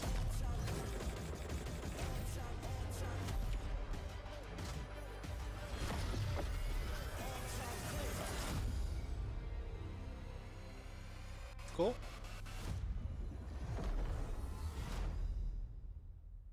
Man just turned into a Super Saiyan. That was Zenless Zone Zero. I've seen people play this. Going to step into the world of the Hoyoverse. I want to play this. Genu Lee, the producer of Zenless Zone Zero. Genu, welcome to Gamescom. It's great to have you here. Thank you. Yes. Fantastic. It's a great honor to have you here. We've been very excited to hear more about ZZZ, the next game from the Hoyoverse, in the Hoyoverse. Can you tell us a little about what you brought to Gamescom for this ARPG? 非常荣幸今天来到 Gamescom 这个舞台，并且给大家带来了我们的作品《绝区零》，是一款都市幻想类的 ARPG。I play a lot of Aether Gazer, Incredibly honored to be here tonight, and I've brought I don't one play of our newest Genshin. products with me today, which is Zenless I don't want to Zone get into that. Zero, an urban fantasy APRG. 距离上次我们给大家分享动态 What was the other one that I play? 我也知道大家非常着急，想知道我们新的一些研发进展。 I think it's called Raven. 所以这 I gotta look on my 次 phone. 这个舞台 I play that too. 分享一下我们新的研发中的内容。 So I know it's been a while since we've given you an update Third on what Impact, we've I been play working that. on, and that's why I'm particularly happy to be here today to give you an update on the progress that we've made with this game. 接下来的 PV 会有我们新制作的战斗机制和我们新的都市交互系统，希望大家喜欢。 So we've brought a trailer with us, and it shows you some of the urban environment that we've been working on, and also some of the dynamics of the game. I hope you like it. Excellent. Thank you very much. Here you go. Brand new trailer for Zenless Zone Zero at Gamescom.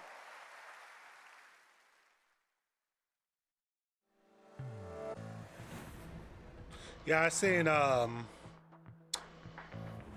Taparu play this on his YouTube, and I was like, ooh. Especially when I think it's the fox or the wolf. I don't know what it is. Probably a dog. I don't remember.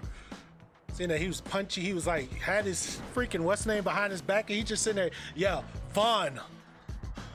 Dude, he's sitting there with his hands in his back, and he just sitting there kicking. I'm like, bro, this is my character. He's swagging out, kicking motherfuckers' asses. Dude is swagged out. Look at him, drip god.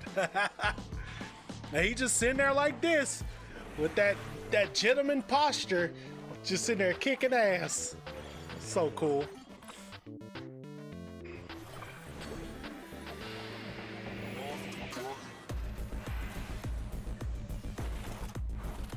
Yeah, he's pretty cool too. He's like Dante. Yeah,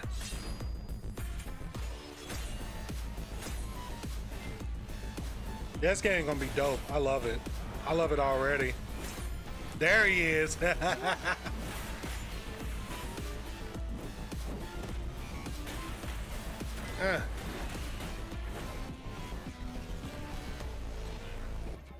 this game gonna be cool.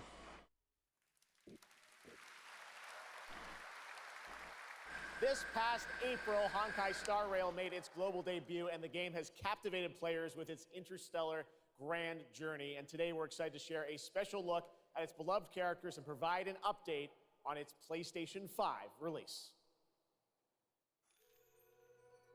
The Luofu's reconstruction efforts are ready for inspection, General Fu Xuan. I'm sorry, I'm just not a fan of this fucking game. I don't give a fuck who gets mad. I don't give a shit. Get mad. I don't give a fuck. Throw a temper tantrum like a little fucking baby. I don't care. I don't care for this game. Harmony has returned to the Xianzhou. I don't remember Exalting Sanctum ever having one of these. What manner of evil transported us here? Great work, General! General 1, Demon 0.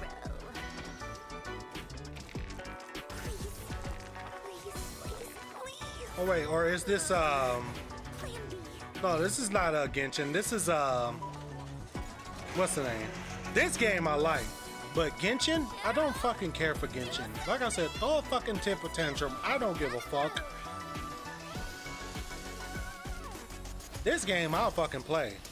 This is god damn it. I haven't played it in like months. No, actually almost a year. This is a Star Rail, Honkai Star Rail. Just popped in my head. Like I'll play Honkai Star Rail, Honkai Third Impact. I'll play those. I like those. You have nowhere But to run. oh, they got technical tests going on for a PS5. Let's go. We got still more Hoyoverse for you. Genshin Impact is nearing its 3-year anniversary, and the game just released its 5th nation. As I was saying, here we Here's a look fucking at the go. nation surrounded by water, plus the announcement of a brand new concert series coming, hopefully, to a city near you. This game is so fucking overrated, dude.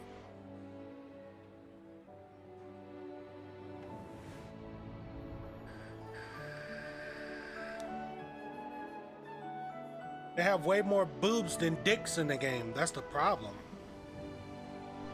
And I just don't. And yeah, I know people are like, well, Honkai Third Impact is like that. Yeah, it is like that, but this shit is overboard.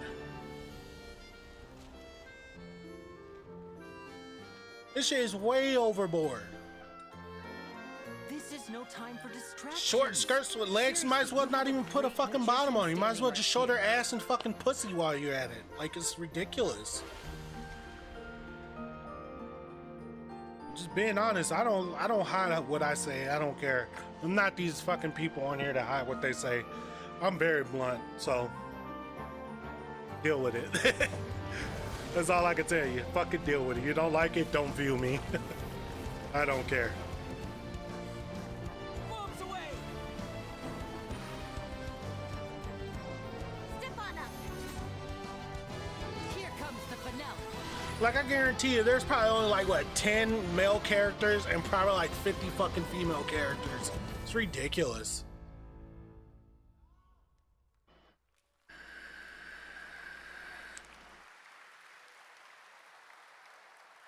This October, Lords of the Fallen releases an RPG adventure where he plays a Dark Crusader who can access a parallel dimension, the Umbral. Here is a first look at the brand new story trailer for Lords of the Fallen. Okay. I'm looking forward to this. My first Soul-like game that I beat was Elden Ring. I enjoyed it. I had a good time. I would probably say my deaths was not a lot. For me being a first Soul-like, I guess because I play a lot of action RPG games to where I am so quick to learn the mechanics. You have been deceived. Within like maybe like a battle or two, and I'm like, okay, I know what he's gonna do. I know what's gonna happen. And sometimes the mechanics do switch. It's kind of like the one fucking boss in Elden Ring. What's her name? Milena? I think that's her name. Milena, I think. Like, bro, people, I'm watching people's YouTube videos and how they just die like 20 fucking times. I shit you fucking not. And I don't care if I did it the cheap way. I don't fucking care. It's a game. I'm gonna find a way to fucking beat the fucking boss as quick as possible, and that's it. It's done. And yes, I did use the clone. It's in the game. I'm gonna fucking use it. I don't give a shit. You can say, oh, that's easy. Okay, well, so it's easy, but guess what? Only took me 5 tries. How many times did it take you? You look into the shadows. 20? Huh, sucks to be you, motherfucker. I don't care. Shit. Sonic is back. What do we got?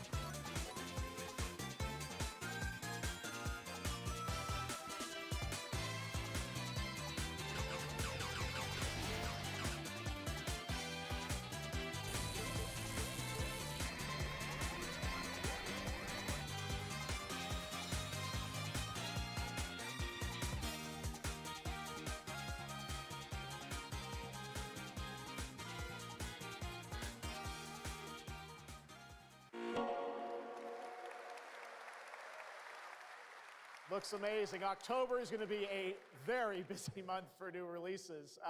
And I yes, want there it. will be I love Sonic. I want it. But that is not all the Sonic news we have for you tonight at Opening Night Live, because we also have a special update for you on Sonic Frontiers. I never did. Is this out on PC? I don't remember.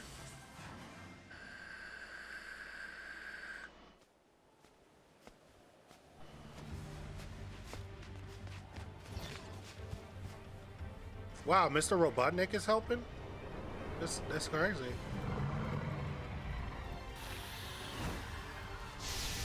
Super Saiyan Sonic!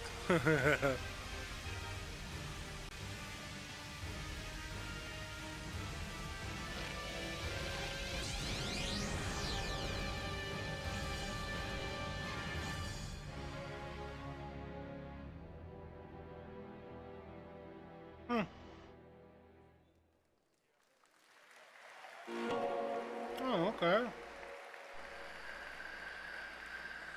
Hello again. It's so amazing being here at Gamescom with all the game devs, Take your time, honey. publishers, and of course, the fans. Gamescom is the world's largest video game event. Just check out this footage from last year. There are so many opportunities to celebrate games and connect with your fellow friends. And earlier, I mentioned the Gamescom cosplay area, where you can see amazing game-inspired costume, just like this. Now I'm here with Mochi Dragon, Rainbow Raven, Zaza,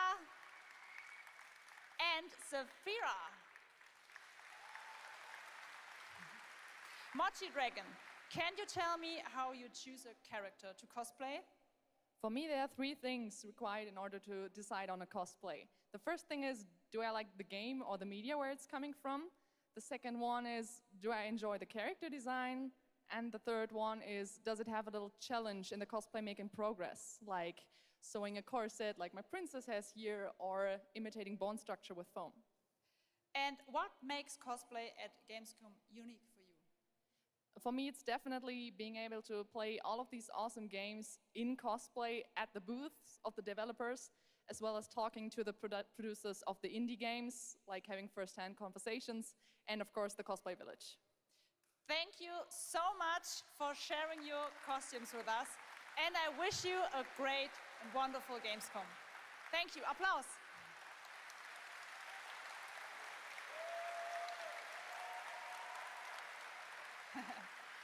Before I go, I would like to tell you about... Hey, those are some cool cosplays right there. That was dope. Friday through Sunday, there will be live shows from this stage right here in this hall. Check out creators, gaming events, and esports competitions live from Cologne, or tune in online. Join and follow us on Facebook, Instagram, TikTok, Twitter, Twitch, and be sure I'm gonna have to leave here in a few because I gotta go pick up someone from work, but I'm gonna let it ride, turn off my back to you, Jeff. camera and mute myself, and hopefully there's more going on. All right, right now we've got a first look at the First Descendant, a next-generation action First looter shooter from some more Nexon. going The crossplay open when I get beta back. is So going to be held September 19th to 25th. that's just. Sorry, I was talking. Oh, is this the First Descendant? The will of the ancestors. Accept your calling, descendant. Yeah, the First Descendant. The descendants are risking their lives. People's actually liking this game. Rise, my warriors. Give your lives for Cliphoff. It's the Ironheart! This could wipe out all of the Vulgus, right? That's so cool! Countless descendants have shed blood to protect the sanctity of this great place. Despite their efforts, Yeah, I think I was playing her, the risk doctor. extinction. She was pretty cool. And you are the only chance we have. bunny looks dope.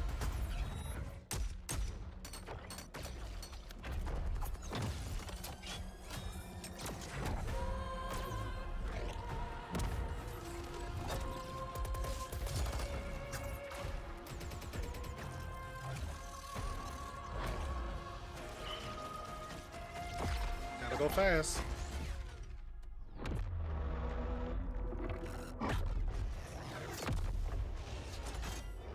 Jesus.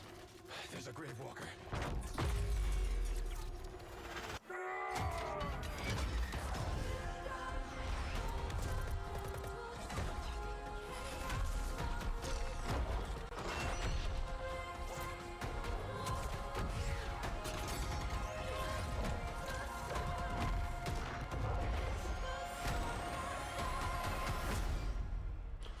Yeah, it's gonna be good. Like I say, I know a lot of people was enjoying it. Hello? Hello? Hi. How's Surface World? Good. Everything's fine. Great. How are you? Tired, but in a good way. Busy. Unitrench is still Unitrench. I'm worried about you. I heard there was a storm coming. I told you, I still need time. Time to what, Stan?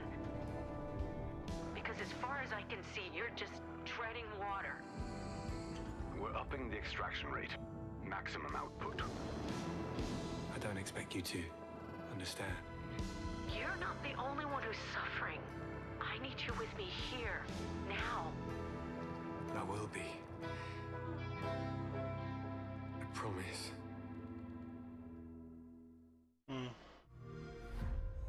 You're right there, on the verge of something special. Of being first into great unknowns.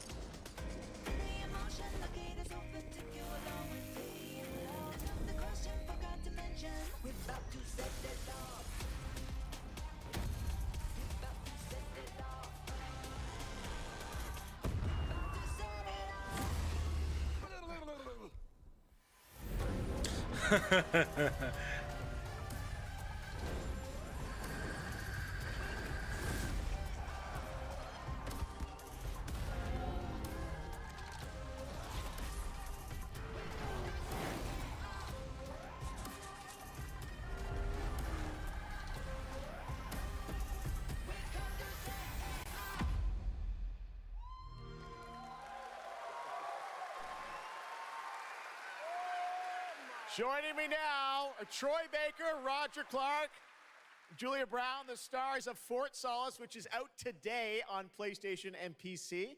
Guys, welcome to Gamescom. This is so fun. Tell us a bit about this project. What can you tell us? Oh my God, look at these people. You guys are insane. We've been able to talk about this game for a while. I think the thing that I'm most excited about is for people to explore these characters. At the core of this experience is unraveling the mystery of Fort Solis, and you're going to do that by discovering these characters and learning about their stories, and that's, as actors, that's something that we just want to throw ourselves into. And this is a game, I know Roger made, it's an independent game made by a pretty small team, right? 10 people, 2 years, 0 delays. We are very excited to share with you the world, Fort Solis. That was a jab. I ain't gonna front. That was a jab. And it's a joy to see what indie studios are capable of in this day and age. It's a real thrill. And that an was amazing definitely a cast, jab. For an independent game. Juliet, this is, we know you from a lot of great, film, television work. This game thing, how did you get involved in this project? Yeah, it's my first ever video game project, so I'm so excited. Thank you. And to get to work beside two of the best in the game world nonetheless. So I just had to watch these guys and learn. And you guys did full on, performance capture. We see a little tease of your character there, Juliet. What can you tell us about kind of what we're going to see in this launch trailer? Because it's an amazing narrative experience, right? This sort of, an independent game, but done on a big production value. Yeah, let's go, Roger. You know, one of the best things about working with Troy, I remember coming in from lunch and we were doing the mocap, and I walked into the foyer and there I see Troy's butthole. I mean, the hole is butt made. Okay, when I say we threw ourselves into this, we literally did. And there's a hole in the wall that was made by my butt. Yes. Which he signed. And And I Julia, I sold know on eBay. it's a little mysterious what your role is in this game, right? But we have to play to find out. So I play Jessica Appleton, who's an engineer working on Fort Solis alongside Jack Leary. And they're going to have a night that they will never forget. Ooh, okay. It's a thrilling ride. Well, let's get a little tease of this. As I said, it's out today. Here is the launch trailer for Fort Solis. Thanks so much, guys. Our pleasure. Thank you, guys. Thank you.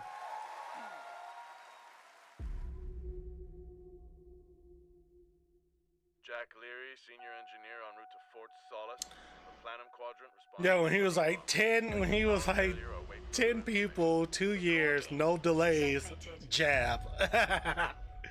Because I get it. He's like, well, we only got 10 people. You guys got like 50 to 100 people working on one fucking game, and you still delay your games.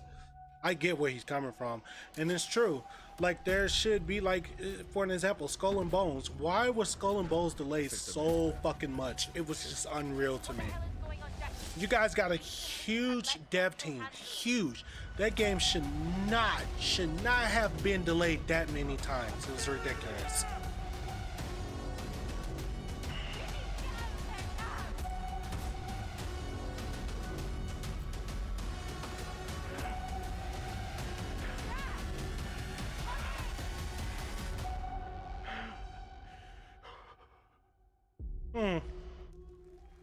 Okay.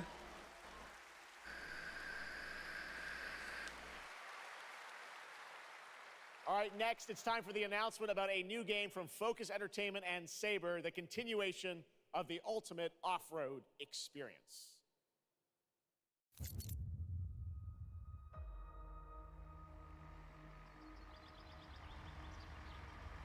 Behind all great discoveries lies a journey.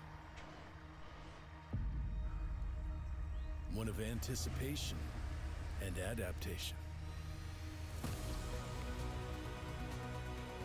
Of struggle. Of hope.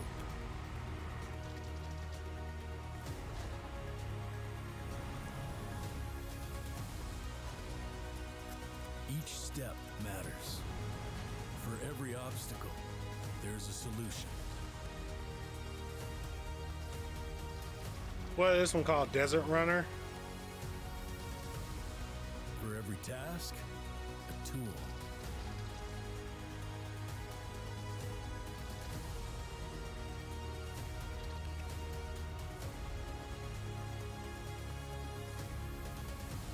For every destination, an expedition.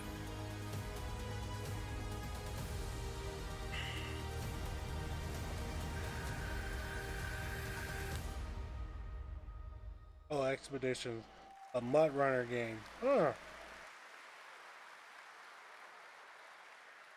All right, yeah, our boy. Next stop, the Crew Motorfest. A vibrant open world welcomes you to the ultimate festival for car lovers, Motorfest. Here is the brand new trailer.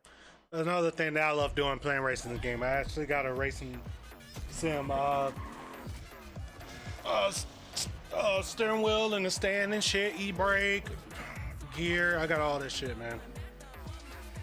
And I tried this out. It wouldn't work well. It's for some reason the PC version was having problems. So I got on the PS5 and hooked up my steering wheel. I was like, oh shit, it works. So I was playing on the PS5, and yeah, I was having a blast playing the beta. It was fun. Can't wait.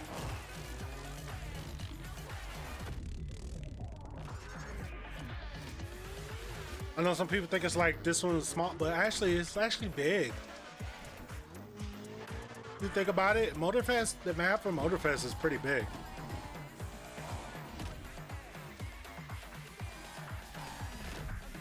Test Drive Unlimited Solar Crown, can't wait for that too as well. That's going to be amazing.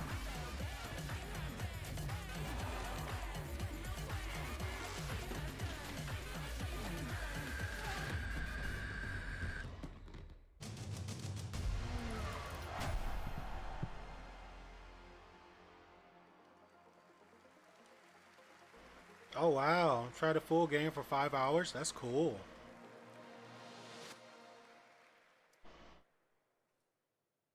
The Crew Motorfest comes out September 14th, and the brand new Lamborghini Revelto is on the cover and playable.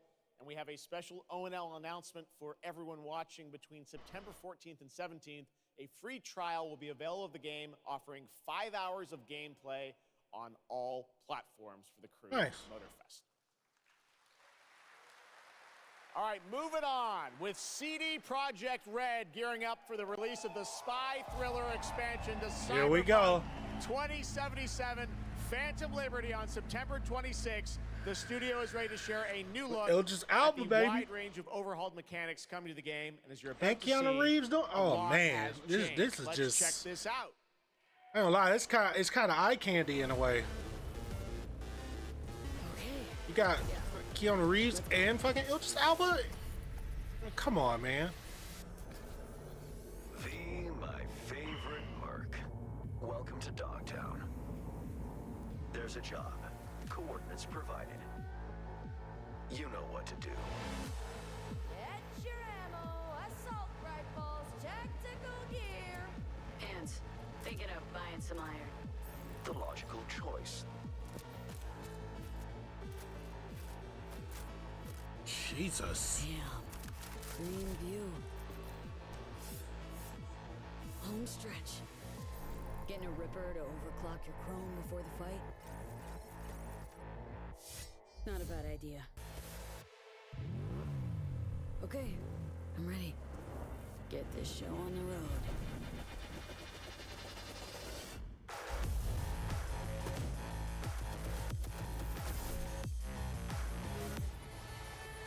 Oh, they redesigned the perks. Nice. Damn. Get your ass down. Shut up. Oh, damn. How dope is that? Damn. Relic skill tree. Holy shit.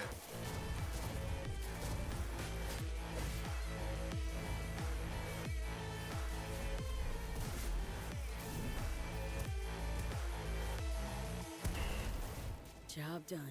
Damn. Premium work, V. I'm closing the gig and sending you a little bonus. Something that will steer Nice. you home safely. Oh, I like that one. Dispatch day. Hunter, good luck. Off-roady. Kind of like a buggy. Vehicle combat? What? Got a net runner sitch here. Need backup right now. Oh, damn. Damn. We got a situation in Watson. Roger, dispatch. We're on our way. NC police, for fuck's sake. Your actions are illegal. Let me put it this way. No gun, no fun. Max tech. Time to tilt out. Damn. I mean, I probably would have did the same fucking thing. That was close. Bravo, V. I only hope this won't mark the end of our collaboration. You will hear Jesus. from me soon. This I guarantee you. 9/26/2023. Damn. It's so close, and here to talk a little more about what we've just seen is Yulia Primok, gameplay designer from CD Projekt Red. Yulia, welcome to Gamescom. Hey, I'm excited to be here today. Well, we're excited to get in depth about what we just saw because there are a lot of upgrades coming. We just saw a lot of upgrades and changes that are coming to Phantom Liberty. Where do we even start? So basically, we've prepared a major overhaul of the gameplay experience. So for example, with our absolutely redesigned perks system, we prepared many cool playstyles and many cool abilities to try out. For example, deflecting bullets with your katana, or just grabbing your enemy and throwing that enemy around. And on top of that all, we also prepared a new relic tree that will allow for to empower your cyberware even further. Okay. It seems like players, can even further customize their playstyle to suit their taste. We also saw in that video a lot about vehicles and how vehicular combat is even being upgraded, right? Exactly right. So vehicle combat is a massive addition. Players now will be able to shoot their guns while driving. They will be able to use mounted weapons and rockets. And on top of that, they also will be able to take remotely control over vehicles to, for example, crush them or into some group of enemies. Wow. And, sorry to interrupt. One more thing is that car chases are gonna be a new, renewed experience with the revamped police system. Okay. Well, it seems like you're upgrading, you said, across the board with a bunch of different things. And thank you so much for coming out to tell us about it. Like the trailer showed, I know you have something else to announce, though, that wasn't in the trailer, right? Exactly right. So I'm really happy to announce that a lot of what we've just seen in the trailer will also be coming to Cyberpunk base game for free for current-gen consoles and PC. Nice. Okay. 2.0 update. Exactly. All right, well, I cannot wait to check it out next month. Thank you so much, Yulia, for joining us here at Gamescom. Yulia. All right, tonight we've also got an update on the science fantasy strategy game Stormgate and a first look at one of the factions, the Infernal Hosts. Stormgate is a spiritual successor to classic real-time strategy games like Warcraft 3 and StarCraft 2. Stormgate will feature highly asymmetric armies fighting for control of Earth's future. Today we have an early look at our second faction, the Infernal Host. Infernals live and die by the code of victory at any cost. They have a powerful advantage, Shroud, fields of dark magic that strengthen their armies. The lowliest Infernal units are the Worker Imps. You might think they're cute, but don't get too close. Between these powerful lumbering Come here, brutes boy. and the fiends that they unleash, Oh, God. Infernals will sacrifice everything, including themselves, to emerge victorious. On the music front, the Chainsmokers are advising us on our soundtrack. We're working with composers like Frank Klepacki of Command & Conquer. We'll share more later this year, including some of the friends we've brought in to lend their voices to our co-op campaign. All must serve. Cool. Gamescom always strives to help our environment, and all of you can help make a change with a donation to the Gamescom Force. Now to present Gamescom Green Studio of the Year, please join me in welcoming Lisa Pack from Playing for the Planet. Lisa? Every time I come to Gamescom, I am amazed by the scale of this event and impressed with how each year the team continues to make steps to make it more sustainable. This is being done through the Gamescom Goes Green initiative, as well as by partnering with us at Playing for the Planet. Through Playing for the Planet, the United Nations has been working with the games industry to inspire millions of players around the world to learn more about the environment and to take actions that benefit the planet. Whether you are a gamer, a head of a AAA studio, or an indie developer, all of us can and should play a part. What matters most is that you start somewhere and collaborate, because time is of the essence. And if we don't start now, then when?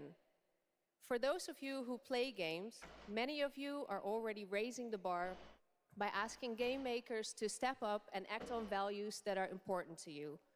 Keep on asking, whether it's for more green content or greater energy efficiency, because your voice counts. For this year's Green Studio of the Year award, we have been looking for bold, system-changing, innovative, and creative ways to tackle the climate crisis, and all nominees this year have done an amazing job.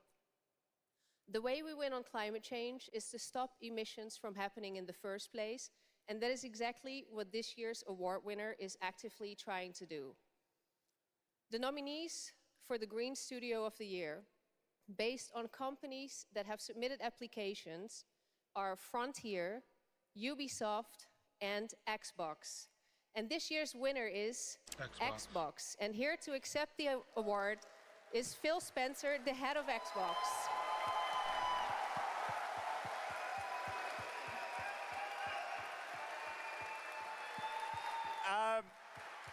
I'm accepting this award on behalf of an incredibly talented team at Xbox. I like Phil, man. I don't care what nobody say. Phil, he cool, and he trying his best to do what he can, man. Of their code on the energy Man got so draw much of the going on for consoles. himself. We do this so that we can all play while we continue to make the world a more sustainable All right, place. I'm gonna leave this Thank on. you very much. Thanks, I everyone. gotta go pick up someone from work, and hopefully this is still going on by the time I get back. Just take me like 30 Congratulations minutes, to Phil and but I'm gonna leave it Xbox. on. Great to have that award in the show. I'm now here with Judd Cobbler, the founder and CEO of 11th Hour Games. Judd, this is a big moment for you guys. ARPGs have had an incredible year, but you're an independent studio that has been building this game for a number of years, and we're excited to tell your story. So tell us a bit about The Last Epoch. Absolutely. So Jeff, thanks so much for having me. First off, before Last Epoch, I was not in the games industry. I was just a die-hard action RPG player that dreamt of creating a community-made action RPG. And with the help of our community and Kickstarter, we've been able to make that happen. And so in Last Epoch, every single skill in the game has its own transformative skill tree. We have 119 skills in the game so far, and we're adding more every single patch. We also have an awesome deterministic skill system, deep and interesting loot, and multiple in-game systems for endless playability. And Jeff, tonight we're excited to announce our newest class, the Rune Master. The Rune Master has a unique mechanic where he's able to invoke any of 40 different abilities with a single button press, making it super exciting and fun to experiment and find your perfect play style. And the Rune Master is going to be joining us September 7th and will be available to play here all week at Gamescom. Amazing. Well, this is such a great story of this game. I encourage you to check it out. And right now, we've got a first look at the Rune Master. Thanks, Judd. Appreciate it. 5 years ago, Last Epoch was a community dream. What if we, the players, could band together to make the next great ARPG? What would that game look like? Lots of character classes to choose from. Every single skill would have its own build-defining skill tree. Reaching in-game would be just the beginning, and it would be updated for years so we could play forever.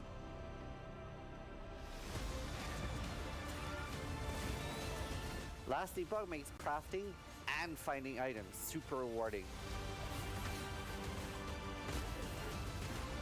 Again, it's genius. I think this is the most innovation we've seen in a trade system in an ARPG in at least a decade.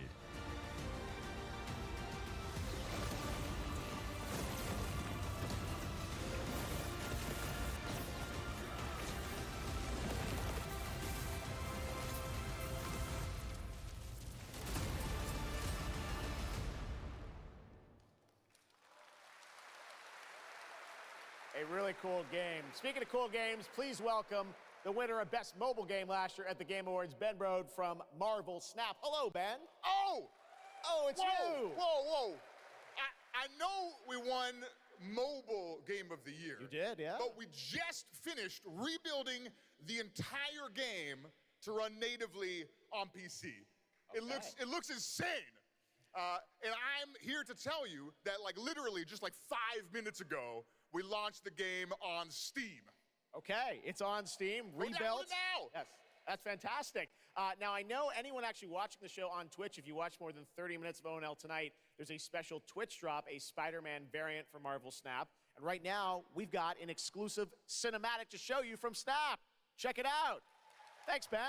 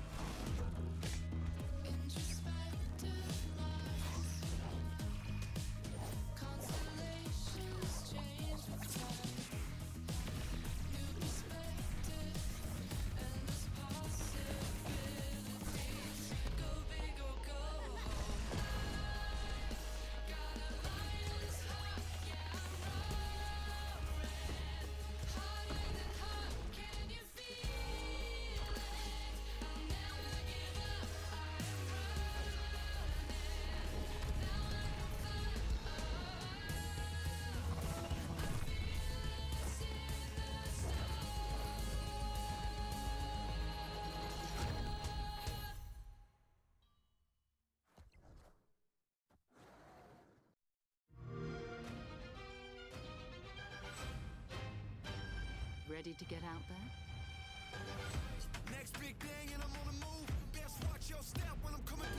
We have a lot to talk about. Classic, classic. If I drop any day, it's a classic. Any wave that I'm on, it's a classic. Hey, you heard that? Classic.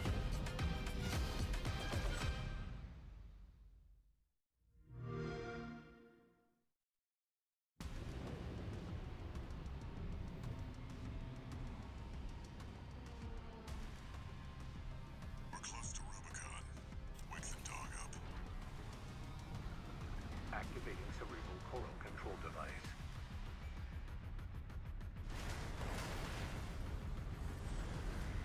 Augmented human C4621 has awakened.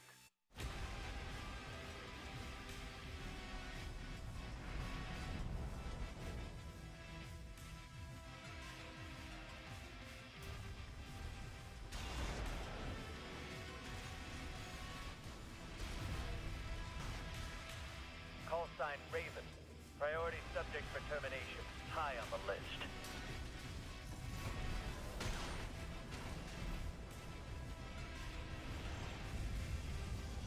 You ready to climb the wall?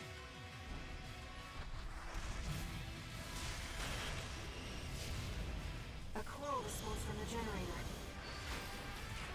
Why hide behind another's call sign? Watch out.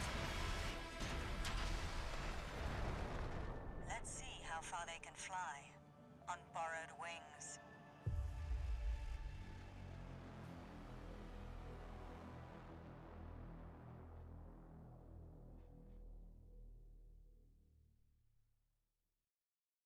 Memories form like scars.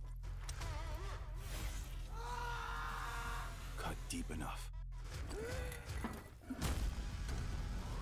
And they'll never fade. Or be forgiven. I ran. I begged. I stole. But I survived.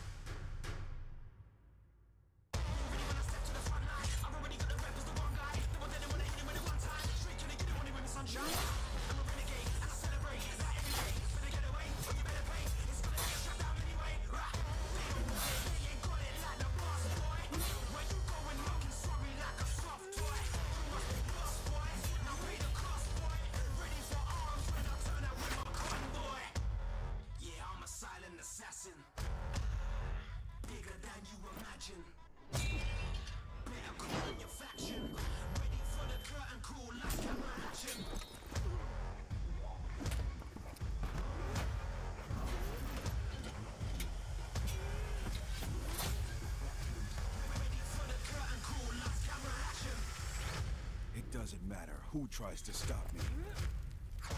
I'll cut my own path through. I'll fight until I stand in the land of salvation. Warhaven.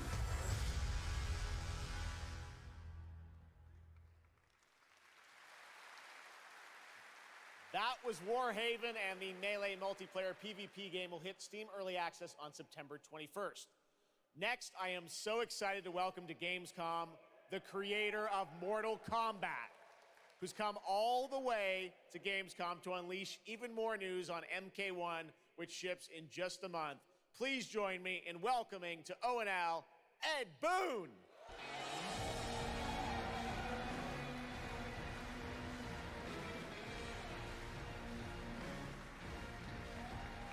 Hello, Ed. Hey, Jeff. Fancy seeing you here. Well, we had a lot of fun with you at Summer Game Fest revealing the first gameplay of MK, and I gotta say, every trailer you drop just gets crazier and crazier. So what did you bring to Gamescom? We brought another, probably our craziest trailer of all. You know, since we introduced the gameplay at Summer Game Fest, we couldn't believe the reaction people having to the game, and they've actually gotten their hands on the game, which has become even more exciting. I can't believe the crazy stuff people have come up with, combining the main characters and the cameo characters. It's been a riot.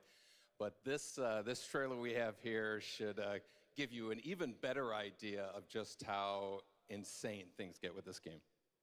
There are some reveals in it. I gotta say, this is such a great asset. You guys are gonna enjoy it. Here it is, Mortal Kombat 1, the brand new trailer. Outworld world can be both alien and intoxicating to Earthrealmers, while our realms are at peace. There are Outworlders who would prefer us to be at war. General Shao. Victor of the Tavarian War. Conqueror of the Quatan Plains. All of Outworld is grateful for his service.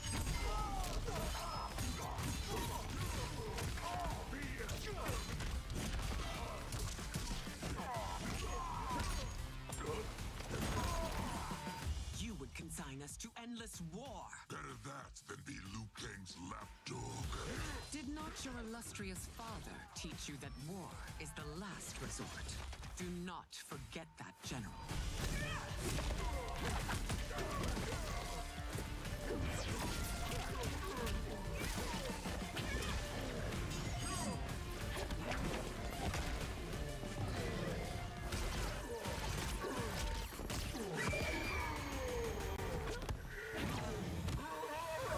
We gather once again to honor my late husband's legacy, to continue the tournament that he founded with Lord Liu Kang.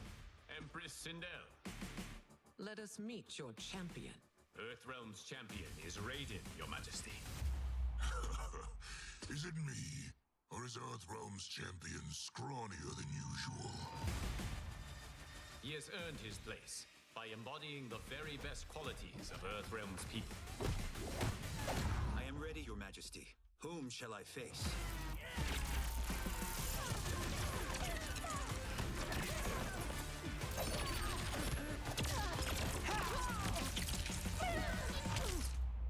We will destroy your champion, Liu Kang. He will taste no victory.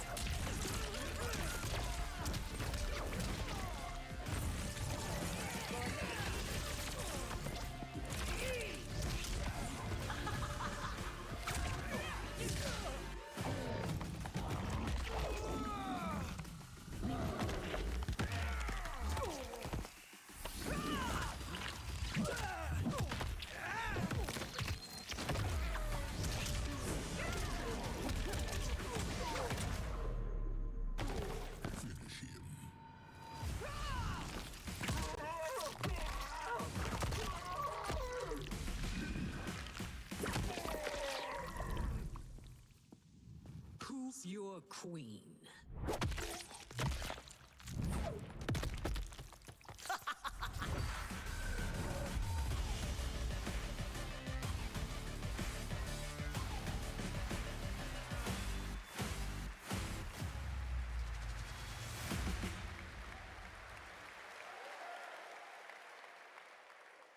Looks insane. All right, time for a tonal shift. Era History Untold is making its first event appearance this week at Gamescom. This turn-based grand strategy game is about building and leading a nation throughout alternative history. Here is a first look at the gameplay.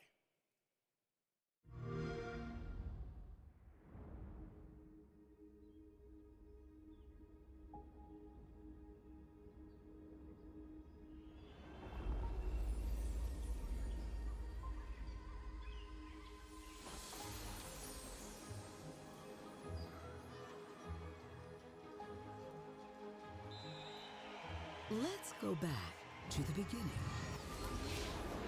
There, the world untouched. No thrones ascended. No history yet written. Just people waiting to be led somewhere extraordinary by you.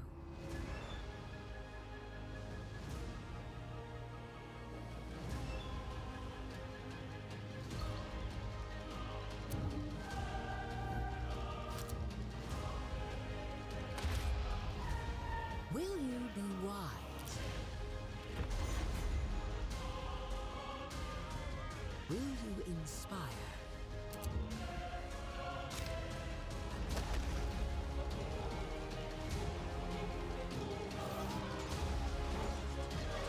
Or will you conquer?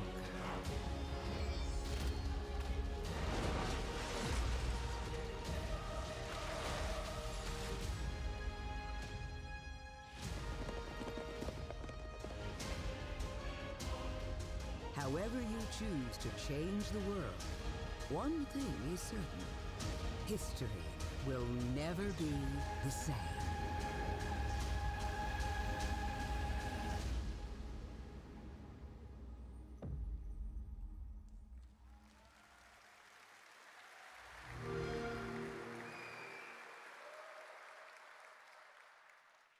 Blizzard has had a long history here at Gamescom, and in its latest game, Diablo 4, it arrived in June and will be supported for years to come with seasonal content.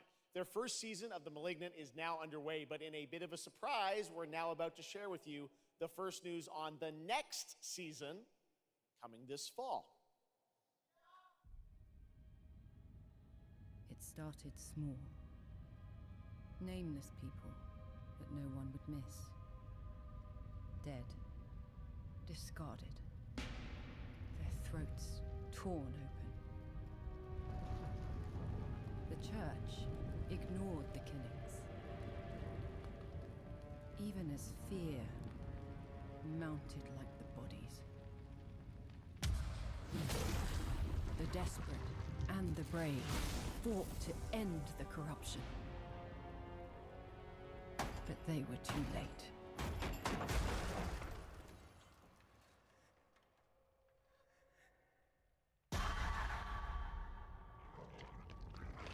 It changed them. Killed them. Brought them back. Hungry. I have fought this plague a long time. We need something different. A survivor. With all of their strengths and none of our weaknesses. Someone unexpected.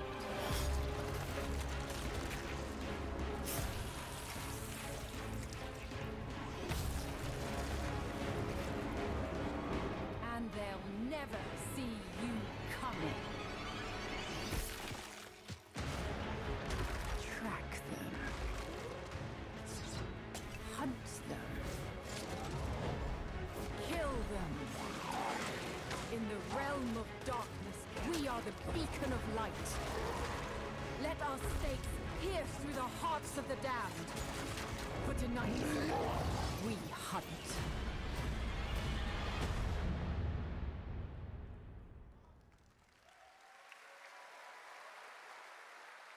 Gamescom, please welcome actress and producer Gemma Chan, who is voicing the role of vampire hunter Eris in the Season of the Blood, and the general manager of the Diablo franchise at Blizzard, Rod Ferguson. Welcome to Gamescom. Hi, everyone. Gemma, this is so exciting to have you here. Welcome to the video game world. I know this is your first video game, right? It is. Thank you for having me. It is my first video game. I have always appreciated the power of storytelling in all its different forms, and in some ways, video games are very much like interactive cinema now. So I was so excited to play this character, and yeah, thank you for inviting me into the world of Sanctuary. You did an excellent job. I can't wait for people to hear you. Yeah, this is exciting. You know, season 2, which will be coming, as you said, in October. What can you tell us about the character that you're playing, Eris? So Eris is a seasoned vampire hunter. She is going to be your badass warrior companion as you fight your way through the perils of Sanctuary. She's complex. She's seen quite a bit of horror in her lifetime, so initially she comes across as a little bit cold and jaded, but in a fight, she will definitely have your back. Good to know. Rod, tell us a bit about what we can expect from this new Diablo season in October. Well, Jeff, you know, Diablo is about creating that ultimate power fantasy. And obviously, a lot of people have been doing it. We have over 12 million players and 1.3 billion hours played so far. And I just want to take a second to say thank you. We're so appreciative of their enthusiasm and all the player feedback. It's going to help us make great seasons for years to come. Now, for our free second season, Season of Blood, you get to join Eris as a vampire hunter, but not just any normal vampire hunter. You're going to get cool vampiric powers and become kind of a daywalker, a vampire that hunts vampires and ultimately tracks down and faces off with the big bad vampire lord. Now, that's season 2 and that's October, so we still have lots of time to jump into season 1, the season of Malignant. So, you know, seasons are a great time to start with Diablo because we all begin at the same place. So come join us in Diablo. Amazing. All right, well, thank you both for making the trek here to Gamescom in Germany, and we can't wait to meet more Eris and hear more in October. Fantastic. Gentlemen, Rod, thank you so much. Thank you. All right, and now it's time for another world premiere. This one is a European-made game about hope, love, friendship, and robots. In a world divided by disinformation, where danger lurks around every turn, a motley crew of misfits embark on a fateful road trip to discover their true power. Please tell me you're done. Oh, we're just getting started, dude. What is this music? I believe the kids call it K-pop music. Just K-pop. Turn it down. Leave my music alone. Shut the hell up. Words have power. They can give you strength. Ready for this? Stand still. Words can bring people together and tear them apart. But if words hold so much power, He has no respect for you. She's right. the question is, what do you have to say? I think we can all agree that my trailer voice was better than yours. Sticky out ears, and it made him awful rich. Gave him medicinal compound.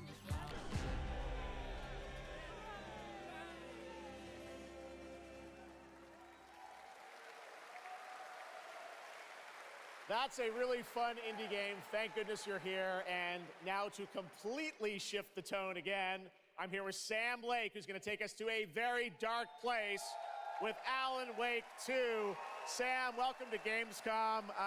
This game is coming out in October, and we've had so much fun. We announced this a few years ago at the Game Awards and at Summer Game Fest. We met Saga Anderson and heard a little bit of her side of the story, but everyone's been asking me, and I'm certainly expect you, what about Alan's story? What can you tell us about what it's like to play as him? Tonight, I think it's finally time to answer that question. Thank you for having us here, Jeff. Yes, finally, it's time to show our title character, Alan Wake, and his struggle to escape the nightmare dimension of the dark place, where he's been for the last 13 years, ever since the first Alan Wake game. It's a long time. We've been waiting a long time to play another one. We're going to see some footage here, and I know you're actually using live action as well in it, right? And it's going to be kind of really blended together in a cool way. Yeah, the dark place is a dream reality, and it keeps drawing from Alan's mind, his thoughts, his fears, his writing, and he comes from New York City, and for years he has written crime fiction set in New York City. So now the dark place takes the shape of a nightmare in New York City, and we have used different mediums in our experience, in our games for storytelling, live action for sure. This time around, we've integrated live action seamlessly into the experience to show the dreamlike nature of the dark place. This game, I cannot wait. We don't have to wait too long. It's coming in October, but let's take a look now at the brand new trailer for Alan Wake 2. Sam, thank you so much. Thank you. Here we go. In a horror story, there are only victims and monsters. And the trick is not to end up as either. But trapped by the genre, we're all ripped to pieces along the way. No! Welcome! We have a great show for you here tonight. Alan Wake, one of my all-time favorite writers, and guests on the show. He's here to talk about his latest book. Initiation tells the story of a fictional writer named Alan Wake, who is trapped in a nightmare, desperately trying to find the manuscript of a novel he has forgotten he has written. Did you write these pages, Mr. Wake? I'm trying to remember it. You're the killer, the cult leader. No! You've got the wrong man!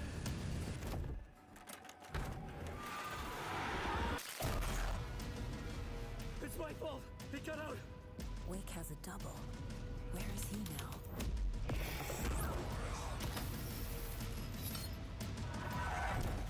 I don't want to be in the story, just write me out of the story.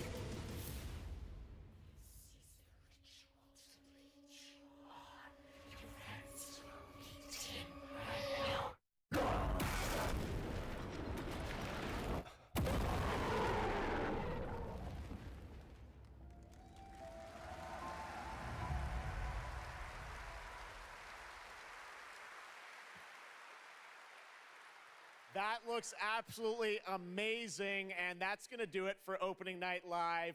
We have so many amazing games coming this fall. I want to thank all of you for being here tonight, watching online. Jasmine, thank you for co-hosting. And I got to say, we got a lot of great games coming up in the next few months, so I hope you enjoy the rest of Gamescom and get ready for what's going to be quite a debate about Game of the Year. And speaking of the Game of the Year, I'm happy to announce tonight that the Game Awards will be returning live this December, and we've got a date for you.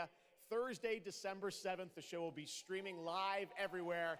It is our 10th show, which I can't believe. We've been doing it for 10 years. We'll be live at the Peacock Theater in LA on Thursday, December 7th, and I hope to see you then. It's going to be a very, very special show. Thanks again for watching Gamescom Opening Night Live.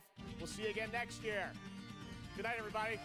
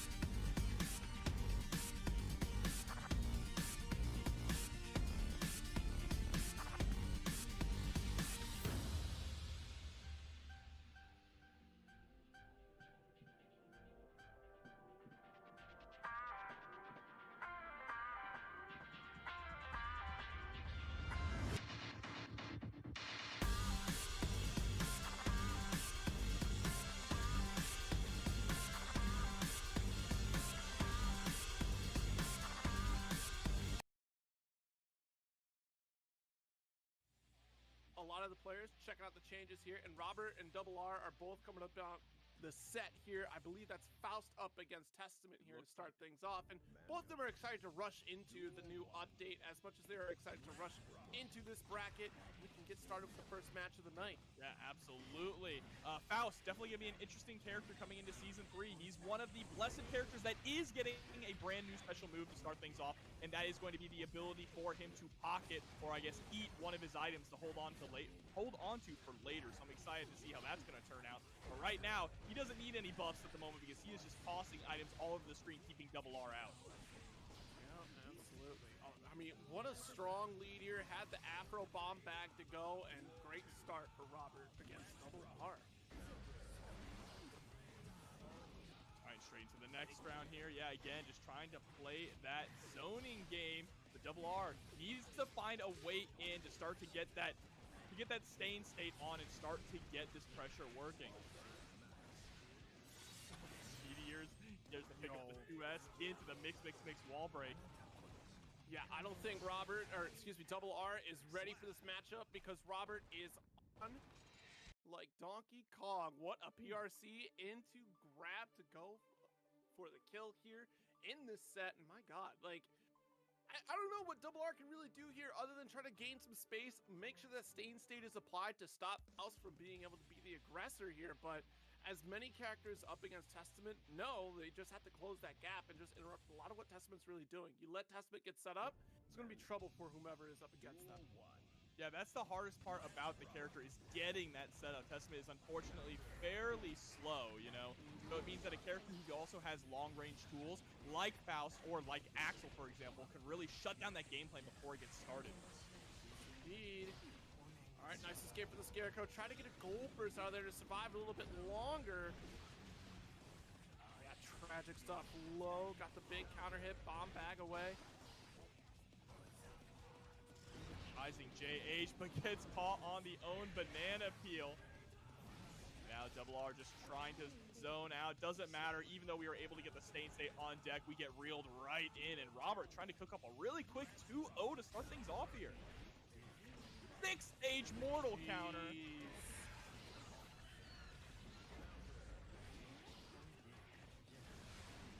Oh man, the item RNG has been so good here. Getting the meteorites and immediately going into the Scarecrow. Just keeping them mixed up on deck. Items flooding the screen, the burst comes out. And of course, one huge thing about Season 3 for people that may have not seen is that Season 3 is going to have full screen burst, which is a huge thing. So there's no more just whiffing bursts, right? It all means that no matter where you are in screen, that burst is going to connect. Yeah, absolutely. It's going to be interesting to see. We saw, like, oh, finally, Happy Chaos is now burstable, right? So we can survive against interactions like that. I think that's going to change the dynamic, especially across the board with characters like... so it makes you question, like, what else is going to happen in the future as these characters start coming out in the new season. Nice bursts at the perfect timing for Double R there. Now let's see if we can finally get something started here. But again, just the /2H has really been the bread and butter here for Robert. Not quite close enough to get the pick up there with the close slash, but has this corner positioning. Yeah, the 2K, of course, going to be troublesome. Kindergarten and out for recess. Once again, the mix. Didn't get the wall splat. That's very surprising, actually. I thought for sure Robert had that. I think Robert was expecting to have it as well, right? Was just kind of standing there awkwardly like, hold on, what's going on? But Double R quick on the draw to get the back throw. Still not enough to be able to take the round back, though. And now this is it. Set point. Double R needs to make something happen. Nice overhead Arbiter sign there. Brave Roberts. A good navigation here from Double R to keep the pressure on, especially with the threat of Stain right there. Yep, pops up to go for the pickup. Yeah, able to block, and the hammer actually connected afterwards too. Oh, Robert. Oh, geez. Yeah, Robert, just a hailstorm of items. Nice 6B reaching for the heavens there, too. Double R finally getting their stride in the set, but unfortunately, Robert's just overwhelming against Double R. Yeah, and Double R just not really having the fortitude to be able to handle the sheer amount of items on screen and navigate through them, right? That was a big thing. Whenever Robert Second hitter DP being an overhead, we might be entering another new era of the Samurai. You know, in classic Arc System Works fashion, the good character still gets buffed. And I wouldn't have it any other way. He didn't need it. But Raph coming through with the $15 into the match, Reno. Thank you so much, Raph. Appreciate you as always. Oh my God, we are just going to town here, already scoring the wall break, trying to cook up perfect here with Anji. Oh, no point, no perfect, no pressure. No problems out here. Oh, that's a problem. The big jump in. Nice close slash, expecting a burst and nothing doing. And Sharp. Definitely feeling confident in this round, of course. But look at the life lead we have. Just going to go for the tap anti-air with the 5P and nice 2S. Exactly. Anji can take some risks in this matchup because he does have that extra guts, right? And the extra defense modifier. He's a pretty beefy boy, all things considered. Yeah. There's the back throw. Oh, looked like mistiming there on the meaty close slice, but that's all right. Still able to maintain this pressure. Able to just dodge. Watch that blood gauge. Yeah, honestly, I don't even think that was a backdash in there. That was just off the plus frames in the block slash series. I couldn't believe we actually didn't get to the pop. We literally got to the last possible pixel. The N is going to be able to take game number 1. Yeah, that was crazy. That block's done in the corner. It had to have been that because there was no movement at all from Ed Sharp in that corner. We just kind of stood there and said, I'm blocking. I'm okay. Didn't react to the blood-sucking universe. No problem. You missed it anyways. Yeah, maybe just getting a little too ahead of ourselves, a little too quick on the draw, right? Because that wasn't the only thing we saw that whiff. We also saw that close slash whiff on Meaty. So maybe he just needs to slow things down a tiny bit in order to get those Meaty timings on deck. And I think they could have easily taken that round if the close slash or the Bloodsucking Universe connected. Yeah, absolutely. End slash and Roku getting right back into it, of course. But yeah, the Nagoriyuki play is going to be interesting to see here, the adjustment to this round start. Because honestly, we talk a lot about how round start for Nagoriyuki is so strong across the entire cast. But then it becomes a little bit iffy, a little bit more of a coin toss when it comes to Anji, simply because of dance opportunity that Anji can represent at round start. And you see, look at this, the spacing here from N Sharp just staying right outside of that bar slash range. Jeez, the overhead red RC, too low, and actually great recognition from N Sharp there to realize that they weren't going to get the pickup for the kill, but close slash. We're not going for shatters here? Wait a minute, Ed! No. I like this. You want to keep Nagoriyuki's back up against the wall. There's nowhere for him to move but forward, and when the blood is high, that's not an easy thing for him to do. You had to kill. You have 50% tension. You could have splat and killed. He wasn't confident in it, and now it's their back that's up against the wall. Not enough blood to get that reach, and you ran into the slash series. It's your own fault. Backdash one, but you ain't backdashed in a second. 6H coming through. Remember, in Season 3, 6H is no longer going to be special cancelable, which is going to have some interesting ramifications. It basically means you're not going to be able to get that 6. Oh, Nagoriyuki. Yep. So that will no longer be a thing. 6H OTG into Fukio forward will no longer be a thing for Nagoriyuki in Season 3. And that's going to be huge, because that's where a lot of his pressure came from after getting knocked out. I tell you, it was hard to keep up with all y'all folks over there at Versus Fighting, sending all the information. I greatly appreciate it. But I gotta say, you know, the Unity crowd, they put a whole book together. You know, they have a whole doc. Where's our Google doc? Blood Rage, fan the flames. Into the super. Yo, fan the flames. I don't see any Ravens on screen. Oh, my bad. Wait a minute, hold on. We still got 3 more characters out of the way, right? So... Yeah, you know, everyone's talking about the characters they want in Season 3, but nobody's saying Raven. For shame. Nightmares, okay? That's I want probably Raven why. back. You He's want so Raven cool. back? You're a masochist, aren't you? Winner of you. He's such a fun character, such a cool character. Winner of tonight's TNS gets the patch notes? I wish. Imagine Daisuke pulls up right now in your DMs. Listen, I saw how you did at TNS tonight. Just for you, between us, patch notes. One thing I will say for all of you that want some of the more out there characters, the developers did say that Season 3 is going to have more surprises when it comes to character selection. Oh, here we go. Spin through immediately. It's going to be the dog, isn't it? It's going to be the dog. Neapolitan? Is that his name? I don't know, Neapolitan or Ray? Imagine Ray on his own. Just like this combo putting N into the corner on their own. Oh, It's not quite yet, but nice fan reset too. Yeah, Neapolitan's an ice cream. Here we go. Tries to go for the low on the Fuji, the YRC to nowhere.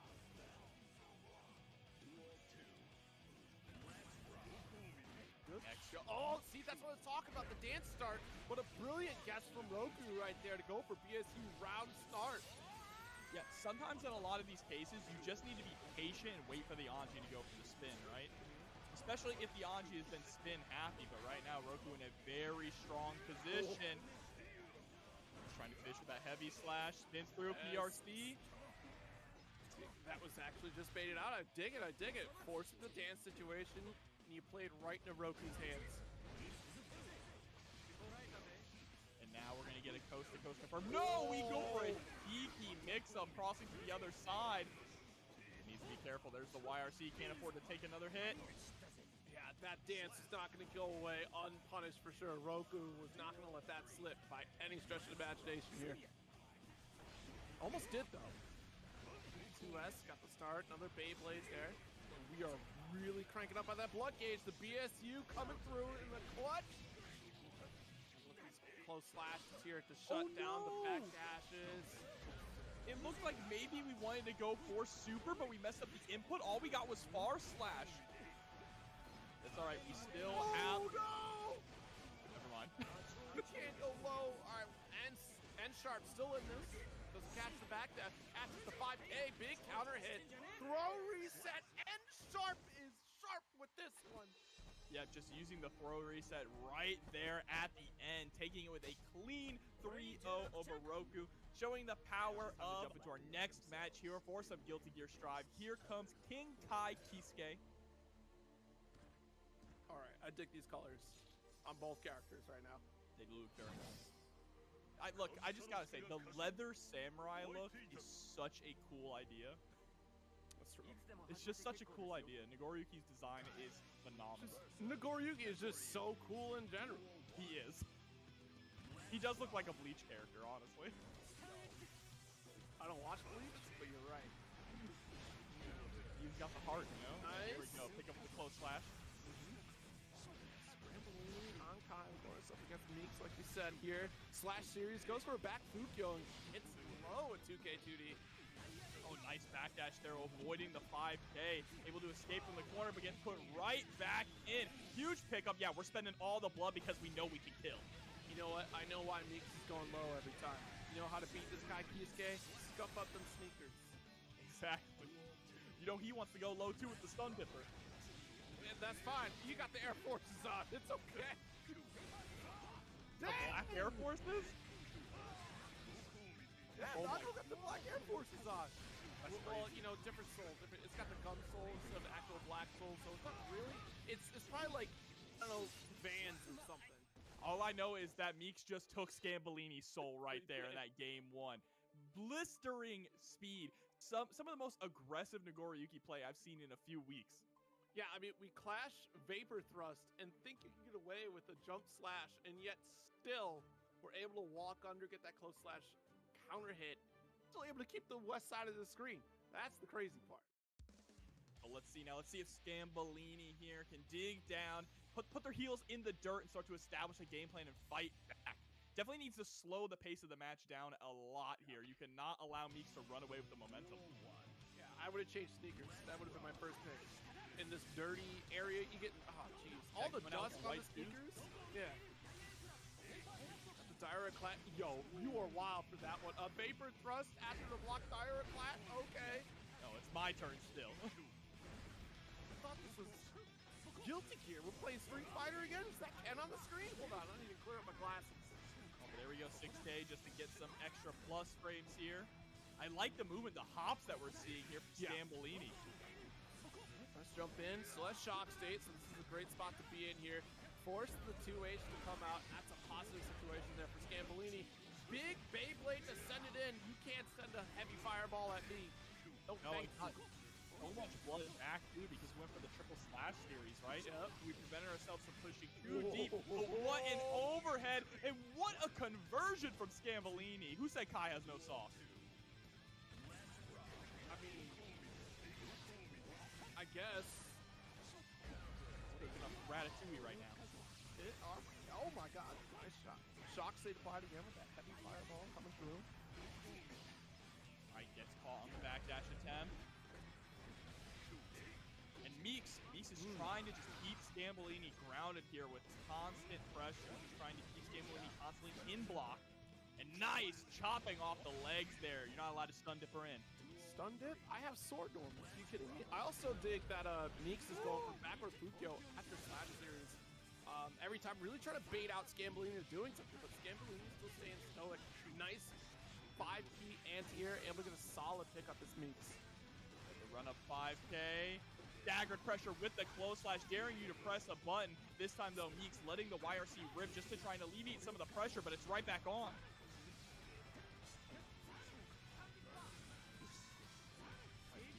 Back. Yeah, and yo, I dare you to press a button. Vapor Thrust, get the pickup here, bounce off the wall. No kill quite yet, I can't believe it. There's no health here at all. That is actually 1 HP, and there is the trade. Scambolini gonna tie things up 1-1. Wow. Yeah, what a turnaround here. Scambolini really in control this time around, and Meeks trying to show a little bit of what they had shown in that first game, especially trying to force mistakes out of Scambolini, but this time around entirely, Scambolini in control. A lot more shock state application throughout the set. That gave Scambolini plenty of opportunity to keep the pressure going. And like you said, the air movement in general, really trying to force Meeks to overcommit in a lot of these situations. Absolutely, and that's one of the things that you have to do against Nagoriyuki is forcing to whiff those big normals. Not going to whiff that one, though, right at the start, forcing an early burst from Scambolini. Again, Scambolini recognizes how important the momentum is in this matchup. It almost had the confirmant there, too, with Fudrayark. Jeez, send it. Yeah, you stuck your hands all the way into the oven, and they're going to get burned. We got the oven mitts. Such a strong footsies game right here from Scambolini, checking with the crouching light punches as well. But there we go, 2H wiped out of the sky, straight into the super to close out the round.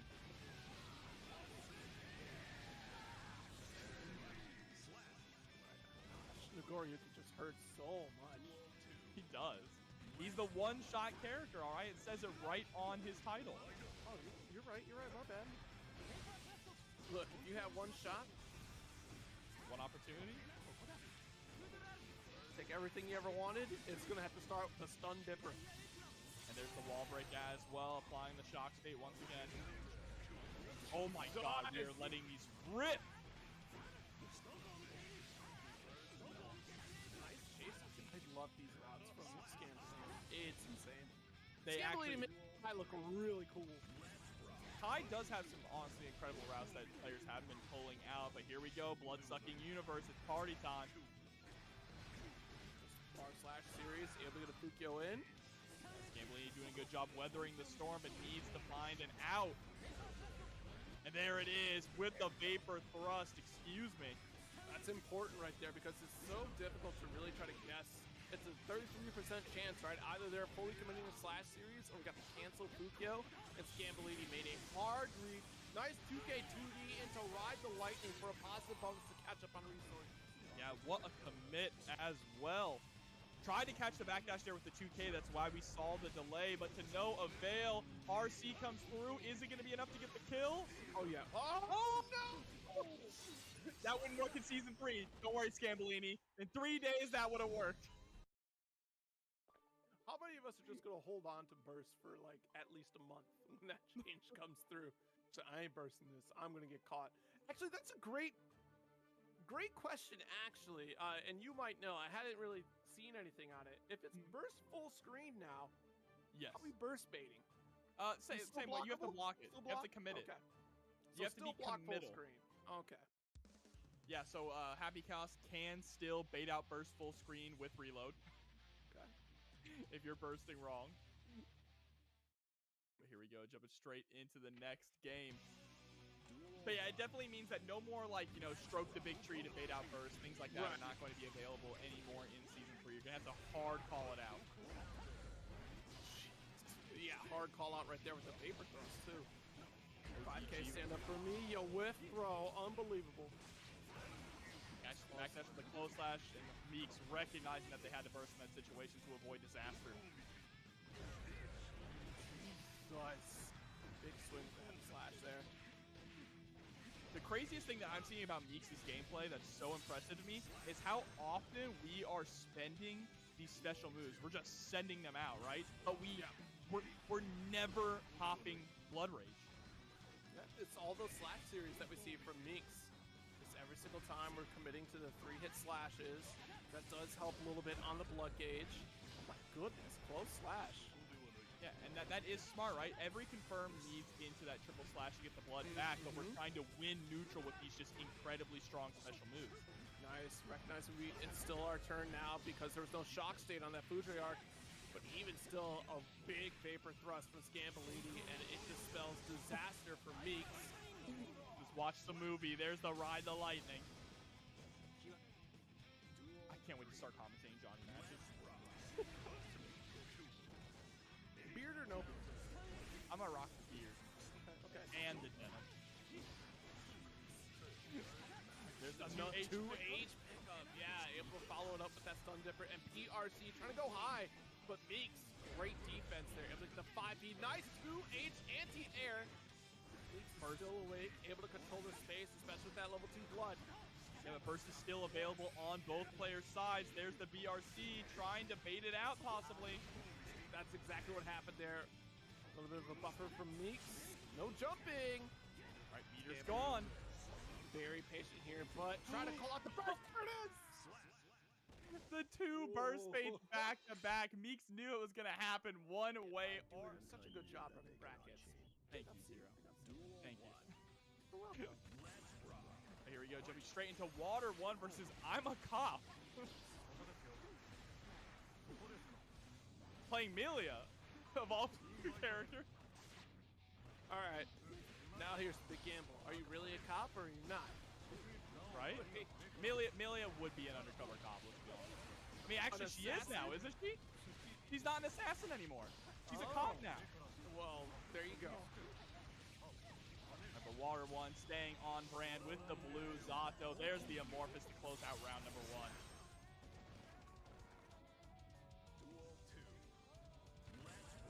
A little strong start here. I'm a Cop kind of having a difficult time trying to navigate just the neutral against Water 1. Water's doing a great job of, you know, these air-to-airs, also a post setup as well. Just stand right on top of it, covering a lot of this aerial movement that I'm a Cop wants to navigate, right? So we have leapfrog, say right on top of the post, just like I said, because any jump in is going to get this big counter hit damage. What a side swap exchange from I'm a Cop to make sure we got the shatter. My God, 5P for the kill. No time for you to burst. So I missed a lot. I'm gonna have to back up my stream. Sorry that took long, but I had to. Oh, excuse me. There we go. Thank you, Lucas. Didn't realize that took that long. Sorry about that. You've heard the corn of the cob, and now it's I'm gonna back up my video. All right. They even have corn and flavor. We do, yeah.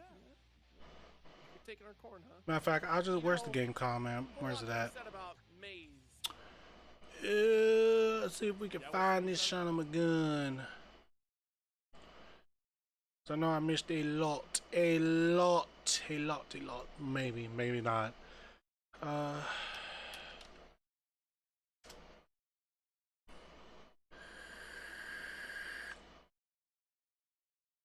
For tour stuff.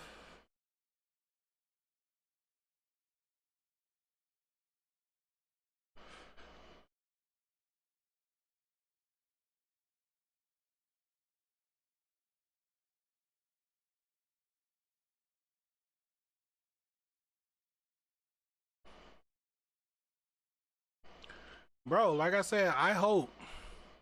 I see a lot of these poses already done got posted.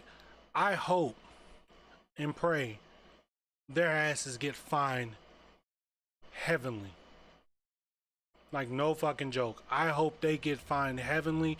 I hope it's like $1 million. I want their lives to be destroyed for that shit. Literally fucking destroyed. I want it to be destroyed. The Redeemer. It was said this child would stop the madness of war. They fucking deserve it. That's not what I'm looking for. We saw that already. Saw Tekken 8. I probably didn't miss that much when I left. Yeah, we saw that. Saw that. 4-player co-op gameplay. We saw that. We saw that. Every task. Hey, I'm excited to be here today. Well, we're who play games. Innovation we've seen in a trade system in an ARPG. What's this? Playability. And just to make the world. Oh yeah, it's the last epoch. I tried this game. I don't know if they changed it, but I was just a die-hard action RPG player that dreamt of creating a community-made action RPG. And with the help of our community and Kickstarter, we've been able to make that happen. And so in Last Epoch, every single skill in the game has its own transformative skill tree. We have 119 skills in the game so far, and we're adding more every single patch. We also have an awesome deterministic skill system, deep and interesting loot, and multiple in-game systems for endless playability. And Jeff, tonight we're excited to announce our newest class, the Rune Master. The Rune Master has a unique mechanic where he's able to invoke any of 40 different abilities with a single button press, making it super exciting and fun to experiment and find your perfect play style. And the Rune Master is going to be joining us September 7th, and will be available to play here all week at Gamescom. Amazing. Well, this is such a great story of this game. I encourage you to check it out. And right now, we've got a first look at the Rune Master. Thanks, Judge. Appreciate it. 5 years ago, Last Epoch was a community dream. What if we, the players, could band together to make the next great ARPG? What would that game look like? Lots of character classes to choose from. Every single skill would have its own build-defining skill tree. Reaching in-game would be just the beginning, and it would be updated for years so we could play forever.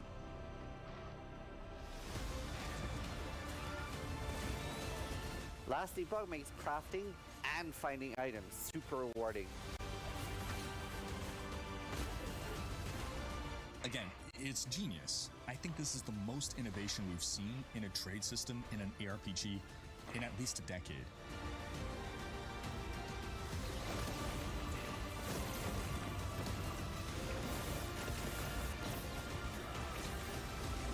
I mean, a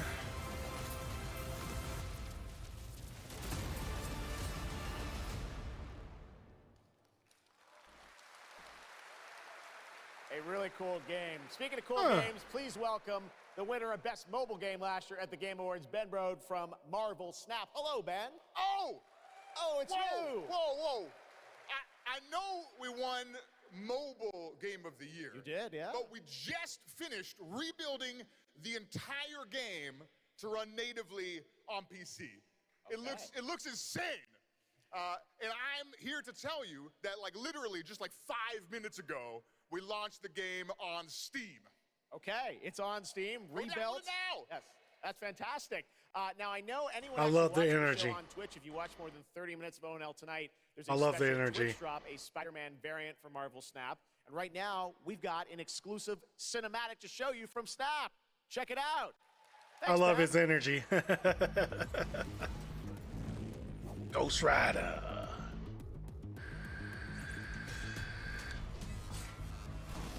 Deadpool.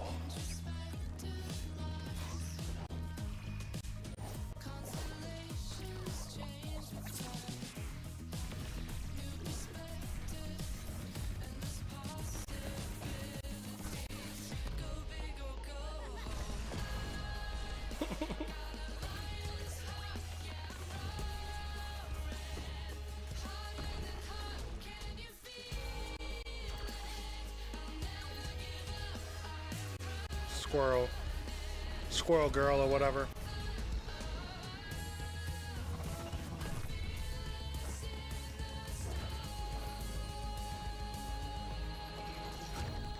Damn, whoever did that shit, they need to do anime. They need to make a anime.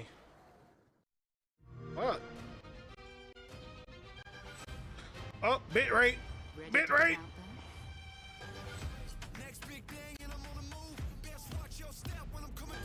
We have a lot to talk about.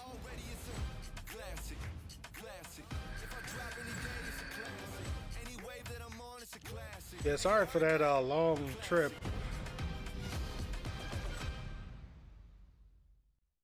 I told him, I was like, dude, if you can't make it, you might as well go get your mom to pick you up. You gotta go get your car anyway. So.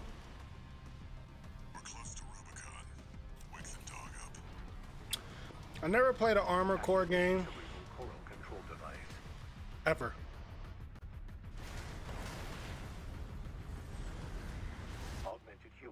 And the things that you could do in this game is like leaning me towards the game, and it looks cool too.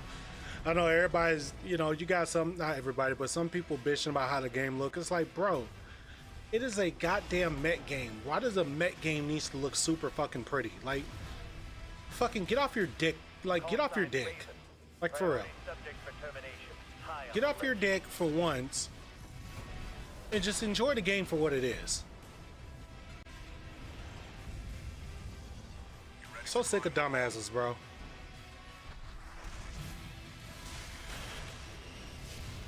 Fucking keyboard warriors, man. I swear to God.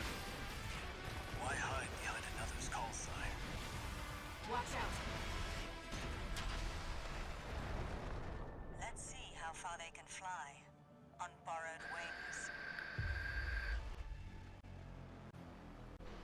I'm looking forward to this. Comes out on the 25th. Holy shit, it comes out in a few days. Okay. Memories form like scars. Cut deep enough. And they'll never fade. Or be forgiven. I ran. I begged. I stole. But I survived.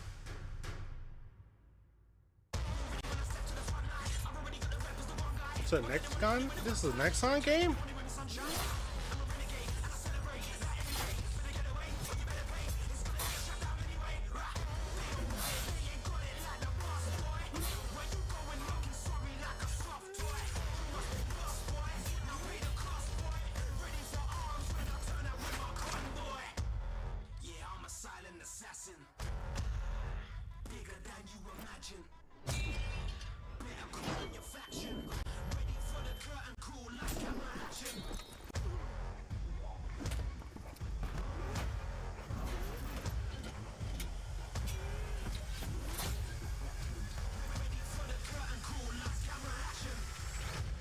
Doesn't matter who tries to stop me.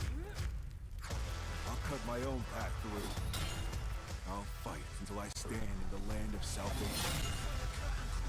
Warhaven. Oh.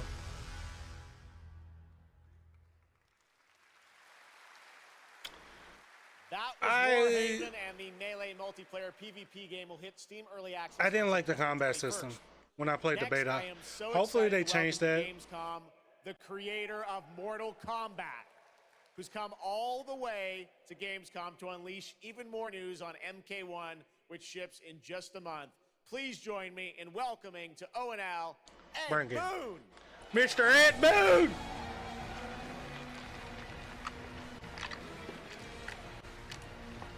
The man, the myth, the legend.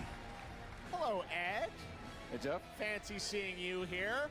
Well, we had a lot of fun with you at Summer Game Fest revealing the first gameplay of MK, and I gotta say, every trailer you drop just gets crazier and crazier. So what did you bring to Gamescom? We brought another, probably our craziest trailer of all. You know, since we introduced the gameplay at Summer Game Fest, we couldn't believe the reaction people having to the game, and they've actually gotten their hands on the game, which has become even more exciting. I can't believe the crazy stuff people have come up with, combining the main characters and the cameo characters to spin a ride. But this trailer we have here should give you an even better idea of just how insane things get with this game. There are some reveals in it. I gotta say, this is such a great asset. You guys are gonna enjoy it. Here it is, Mortal Kombat 1, the brand new trailer. Oh, brand new trailer. Here we go. Alien and intoxicated to Earthrealmers. Okay. All our realms are at peace. Let me crank it up. There are Outworlders who would prefer us to be at war. General Shao. Victor of the Tavarian War. Conqueror of the Quatan Plains. All of Outworld is grateful for his service.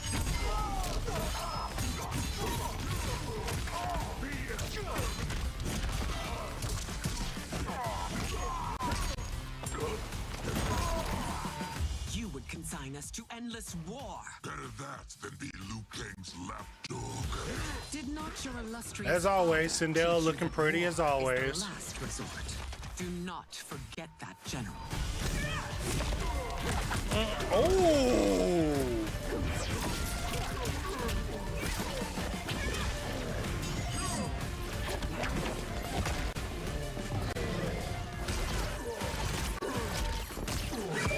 Taro?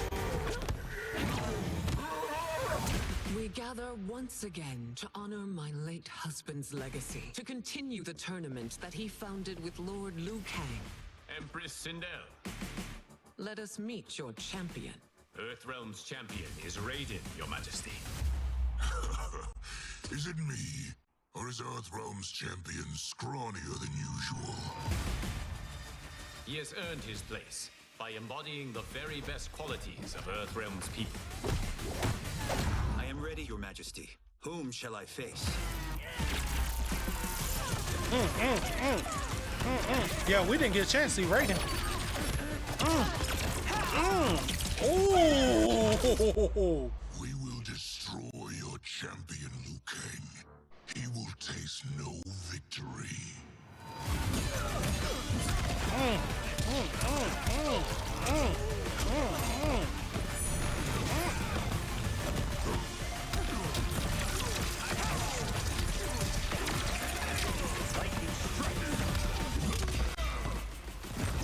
Who was that? Oh, that's Shang Tsung.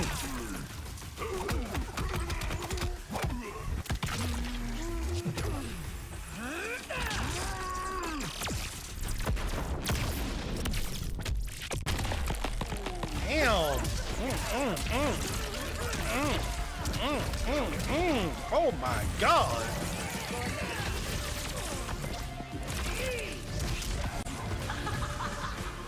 Whoa. You see her hair?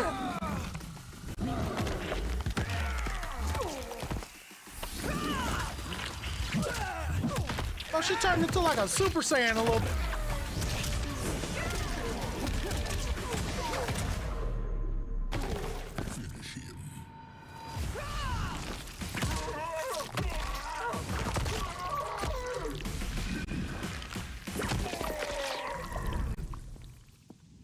Who's your queen? God damn!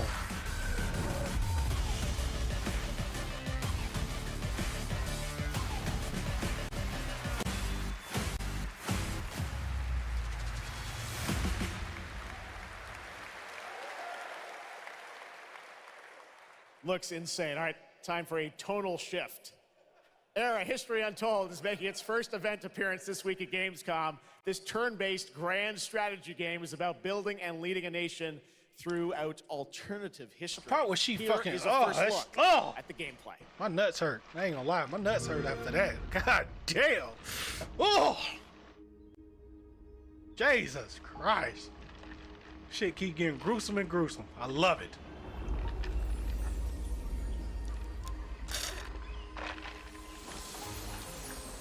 Hey, I ain't gonna sugarcoat it. I like playing games like this. Casually, relaxing, building your own fucking city. Let's go back to the I like this. There. The world untouched. No thrones ascended. No history yet written. Just people waiting to be led somewhere extraordinary by you. Oh. Bitrate. Bitrate. Oh, okay. Will you be wise?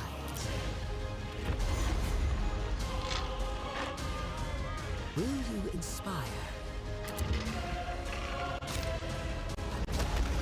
Bitrate. Why you acting so loco, Bitrate? Why you acting so loco? Bitrate is acting crazy. That ain't me. Okay. So you start for okay. However you choose to change the world, one thing is certain. History will never be That's crazy.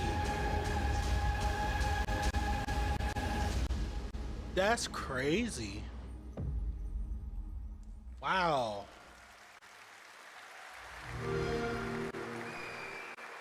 That's not bad at all.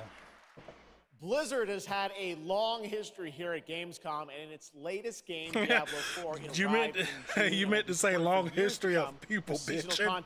Their first season of I'm not one of them because I don't get that deep, man. I'm not that deep. Share with you the first news on the next season coming this fall.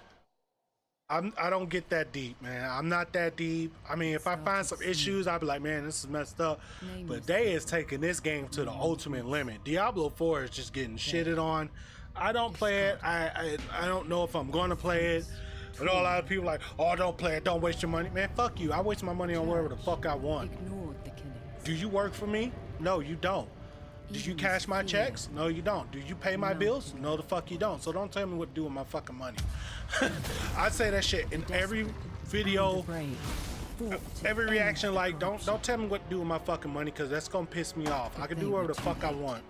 If I feel like I'm wasting money, I'm gonna waste it.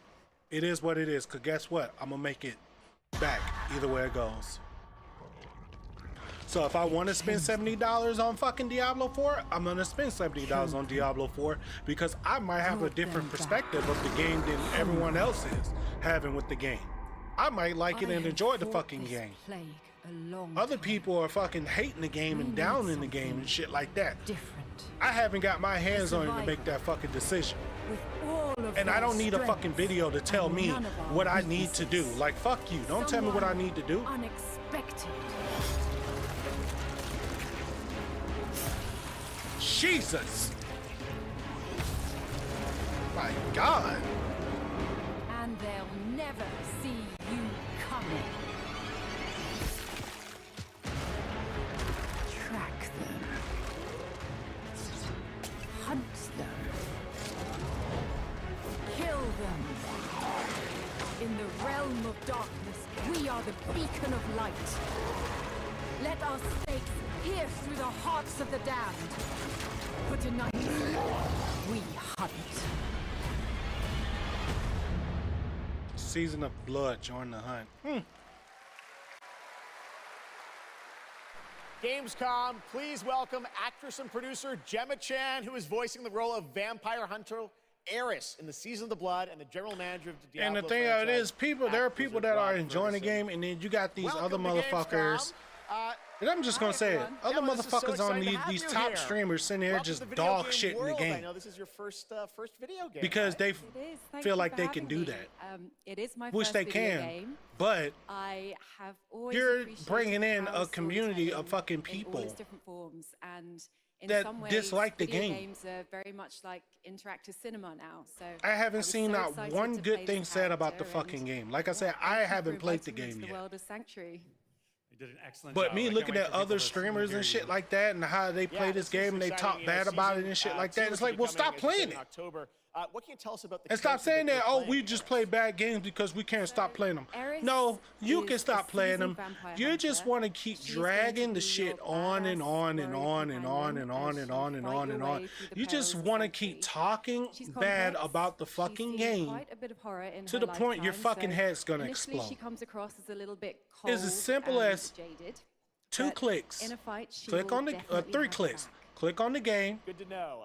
Look, Rod, click on tell us a bit uninstall, about, click what we can yes, expect from and this be new done with Diablo it. season in October. I have a Jeff, shit you know, ton of games Diablo's that I the had creator that I of did not ultimate like power that are in my fantasy. Steam library, and guess what? Honestly, a lot of people have been doing it. We have Haven't over touched 12 them. million players and 1.2 There are games that billion I don't hours even fucking played so care far. for that's on my And Steam I just wanna library take a second that I haven't to say touched for thank like you. 7 or 8 We're damn so years. appreciative of their enthusiasm and all the player Because the game was feedback just to trash. help us make great seasons for years to come. And yes, it was a waste. Now, It for was a our free waste of second money. But guess what? It's a season, waste of Season my of money. Blood, you get to join I Eris wasted as that a money. vampire hunter, but not just any That's normal my vampire decision to hunter. do that. You're going to get cool vampiric powers and become kind of a daywalker. And that's the a thing vampire that hunts pisses me vampires off with these and streamers. They ultimately try to tracks tell down people to and do with their faces off fucking money. with That's the like big saying, bad oh, vampire you lord. shouldn't pay for your light bill. Don't pay for your light bill Season because 2, they're and that's charging too October. much So we for still it. have I lots of wouldn't time pay to jump for it. into season 1, the season of Malignant. So, Bro, really? Seasons are a great time to start with Diablo. Like, get the because fuck we all out of here, begin at the man. same place. Shit's So so annoying, come join us bro. in Diablo.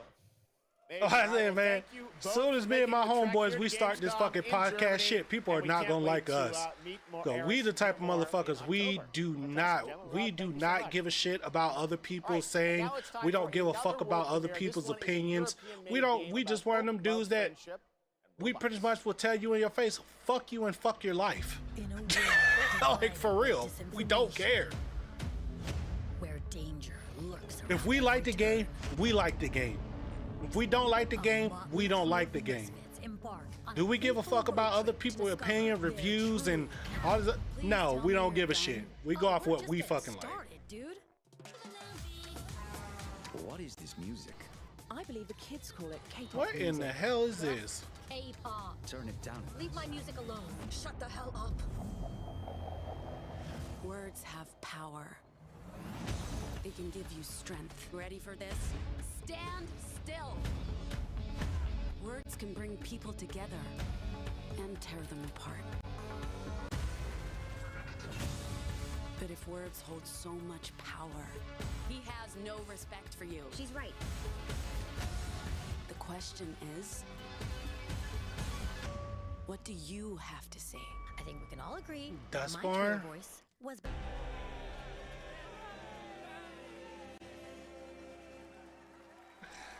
I guess.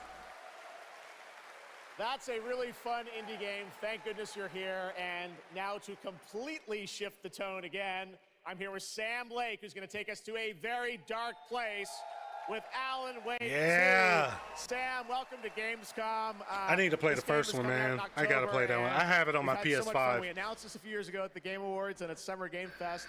We met Saga Anderson and heard a little bit of her side of the story, but everyone's been asking me, and I'm certainly expect you, what about Alan's story? What can you tell us about what it's like to play as him? Tonight, I think it's finally time to answer that question. Thank you for having us here, Jeff. Yes, finally, it's time to show our title character, Alan Wake, and his struggle to escape the nightmare dimension of the dark place, where he's been for the last 13 years, ever since the first Alan Wake game. It's a long time. We've been waiting a long time to play another one. We're going to see some footage here, and I know you're actually using live action as well in it, right? And it's going to be kind of really blended together in a cool way. Yeah, the dark place is a dream reality, and it keeps drawing from Alan's mind, his thoughts, his fears, his writing, and he comes from New York City, and for years he has written crime fiction set in New York City. So now the dark place takes the shape of a nightmare in New York City. And we have used different mediums in our experience, in our games for storytelling, live action for sure. This time around, we've integrated live action seamlessly into the experience to show the dreamlike nature of the dark place.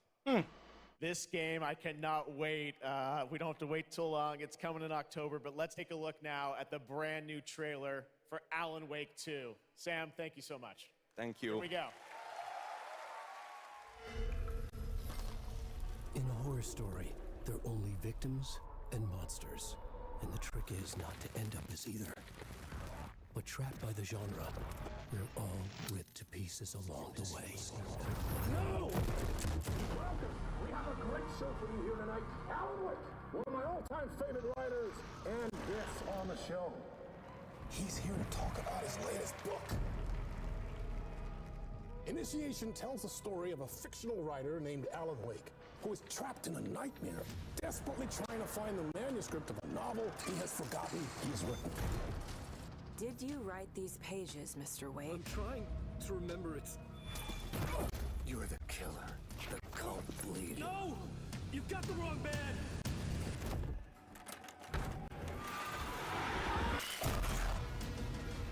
It's my fault! He got out! Wake has a double. Where is he now?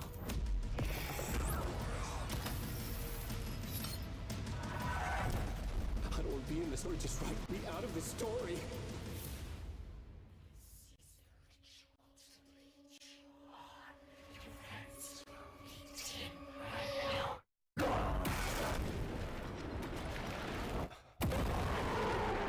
Jesus. Yeah, that shit looks good. That looks absolutely amazing, and that's going to do it for Opening Night Live. We have so many amazing games coming this fall. I want to thank all of you for being here tonight, watching online. Jasmine, thank you for co-hosting. And I got to say, we got a lot of great games coming up in the next few months, so I hope you enjoy the rest of Gamescom and get ready for what's going to be quite a debate about Game of the Year. And speaking of the Game of the Year, I'm happy to announce tonight that the Game Awards will be returning live this December, and we've got a date for you. Thursday, December 7th, the show will be streaming live everywhere. It is our 10th show, which I can't believe. We've been doing it for 10 years. We'll be live at the Peacock Theater in LA on Thursday, December 7th, and I hope to see you then. It's going to be a very, very special show. Thanks again for watching Gamescom Opening Night Live. We'll see you again next year. Good night, everybody. Cool. That was pretty awesome to watch. Even though I missed a little bit of it. It wasn't that much I missed, but okay. Cool. That was pretty cool. A lot of games that are coming out. Oh man, I'm gonna have to get some new storage. Well, I'm actually gonna buy me a I got a 4 terabyte Western Digital Black.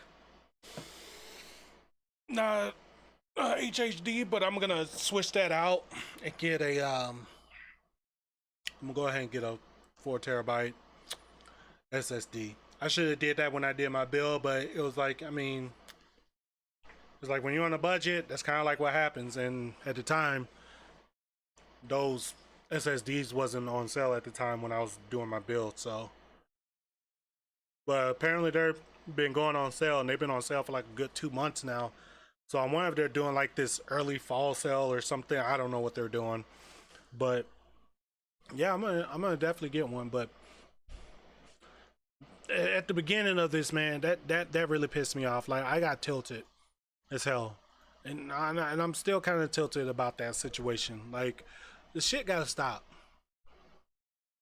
We can't keep doing this type of stuff, man. We can't. Acting like children. It's ridiculous. It's got to go. That shit need to go away. I get people are excited and shit, you know, for games and stuff like that, or people getting irritated and stuff, but that doesn't give you the right to go on national stage and do some shit like that. It does not give you the right. You lucky they didn't shoot your ass. Because it's getting to the point where these security people are starting to get really, really pissed off about dealing with this shit every time something is done at a national event. People are getting sick. They're getting sick and tired of it. To the point to where the next step is they're going to open fire. They're not going to hesitate at all. They're going to have to where somebody's going to come from the back, grab the person on stage. They're going to just look at you and open fire on your ass because you're endangering someone on stage. Because like I said before, who's to say if you would have had a knife and you would have stabbed him? Who's to say you would have had a gun and you would have shot him? Who's to say you would have could have had some type of weapon that would have paralyzed him, poisoned him, killed? It could have been anything going on, 1,000 things going on into those security people's heads, to the point to where it's going to get to the point to where they're going to start open firing. Because they're going to protect the person that is on the stage, and they ain't going to give a shit how many people are there watching. It's going to happen. Keep it up. It doesn't matter if it's a game show, a concert, a TV show, news. It doesn't matter. It's going to get to that point to where it's going to start being to where they're going to start taking high level action on people like that. I'm just saying. Gotta stop it, man. Either you want your life or you don't. And it seems like people that's doing this shit now, they don't want their life. Just saying. But afterwards, I did enjoy watching it afterwards. And there's some games that look pretty damn good, especially like Crimson Desert. Crimson Desert looked amazing. Can't wait to get my hands on that. I do play BDO and whatnot. Maybe one of these days I'll stream it for you guys.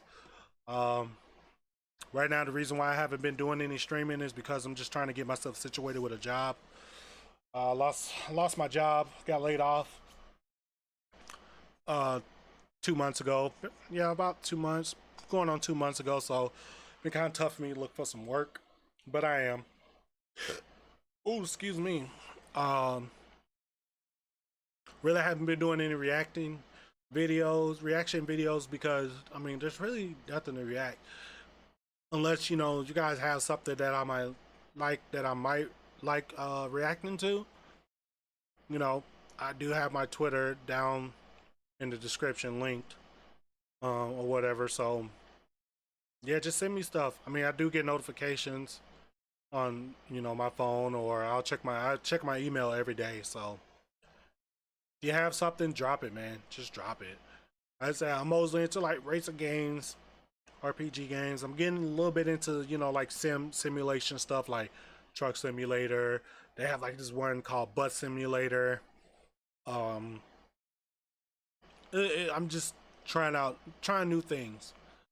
But mostly I'm mostly into like just the MMORPGs, racing games, single player RPG games. Even if it's co-op, a little bit of first person shooter. I don't play. I'm not gonna say I don't play 2042. And I'm a hardcore Battlefield fan. But 2042, that's for another day. But I do play Battlefield 4 and 5. I do like those. Those are my favorite one. Bad Company, the Bad Company series is my all-time favorite Battlefield series. I love that series to death. It's got character. The multiplayer was great. Like, it was just an all-out fun Battlefield game. In my opinion, one of the best Battlefield games ever made. I don't give a shit what nobody say. That's just my opinion only. If you think different, I don't give a fuck what you think. I'm just gonna be honest. I don't care. To me, it's one of the best. I don't give a shit what you think it is. I don't care. But I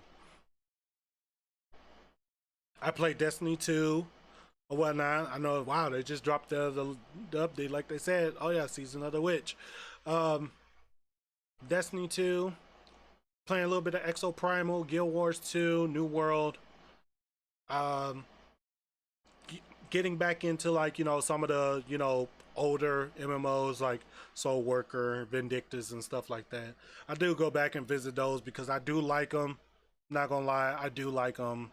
I've been playing them for years, so there's nothing wrong with going back and visiting an old game and playing it for a few hours. And I do got some VR games, but one of them I'm having issues with, and there's a Ghost of Tabar. I don't know what the deal is. It seems like the damn game is not working properly for Oculus. I don't understand why.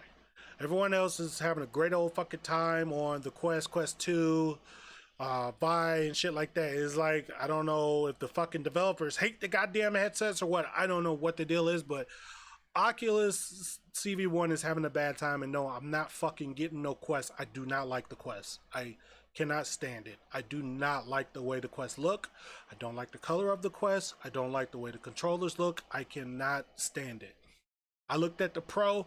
I was kind of leaning myself towards the Quest Pro, and then I was like, nah, I don't even want that shit. So my next step is I'm just gonna get a Quest. I'm just gonna get a Rift S.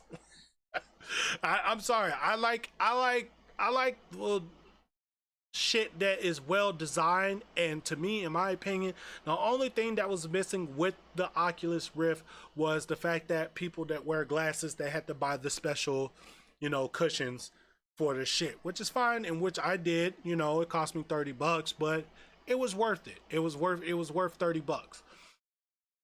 But yeah, my next one is probably gonna be the Rift S. I mean, I like the way it's designed. It's black. It's not white. I keep telling people I don't give a shit how much material, what special material you throw at it. It doesn't matter if you're in a non-smoke or smoke house or whatever. That shit will turn yellow. I'm telling you. Don't care. I don't care. You can have the cleanest fucking house in the fucking world. That shit's gonna turn yellow, bro. That shit does not stay white. It's gonna turn yellow. That's why I will not get that shit. And plus, I just don't like the way it's designed. And plus, you got to spend another $80 for the fucking link cable to go to your PC. And I'm like, bro, I'm not even going to spend that. Hell, I don't even want to spend $16.99 on a link cable on Amazon. This should have came with the shit. Damn that. I'm not, no. But, I'm getting the Rift S. I'm not getting anything else. And no, I don't want no fucking Valve Index. I don't like the way that shit is too fucking bulky and too big, and I don't like the gestures controllers. I like to press buttons. That's it. So sick of people like, oh, just get the Index, it's the best. Man, no, the fuck it's not. It's not the best, bro. I don't like the way, I don't care what features in it. I don't care if it has the best image. I don't like the way it's designed. That's it. Simple as that. I don't like the way it designs, and I don't like the controllers. Simple. If it was better design with better controllers, yeah, I'd probably spend $1,000, but I don't like the way it looks. I don't give a damn if it does have the most clearest fucking lenses in the entire VR world. I don't care. If it's too big, too bulky, and the controllers look like shit, I don't want it. I don't give a damn about the features. I want to make sure, I want it to be comfortable. If that shit doesn't look comfortable, I'm sorry. The Oculus is comfortable to me. Okay, and I had played with the Oculus, the Quest, or whatever. Don't like it. Don't feel comfortable to me. Don't like it at all. Rift S, tried it, comfortable. So, yeah. I'll just get the Rift S. I'll stick with the old shit. That's just me. I like that. I like doing that. I like doing stuff like that, buying like older stuff and then holding on to it, because guess what? It's gonna be something in value in the long run. So, and I got 2 Oculus Rift headsets. So yeah, it is what it is. As far as the VR game, yeah, the Kill Floor 3 looked great. Then I saw that Bulletstorm VR. I was like, ooh, Bulletstorm was pretty cool. It was pretty cool on PS3. Or was that PS4? Yeah, I think it was PS3.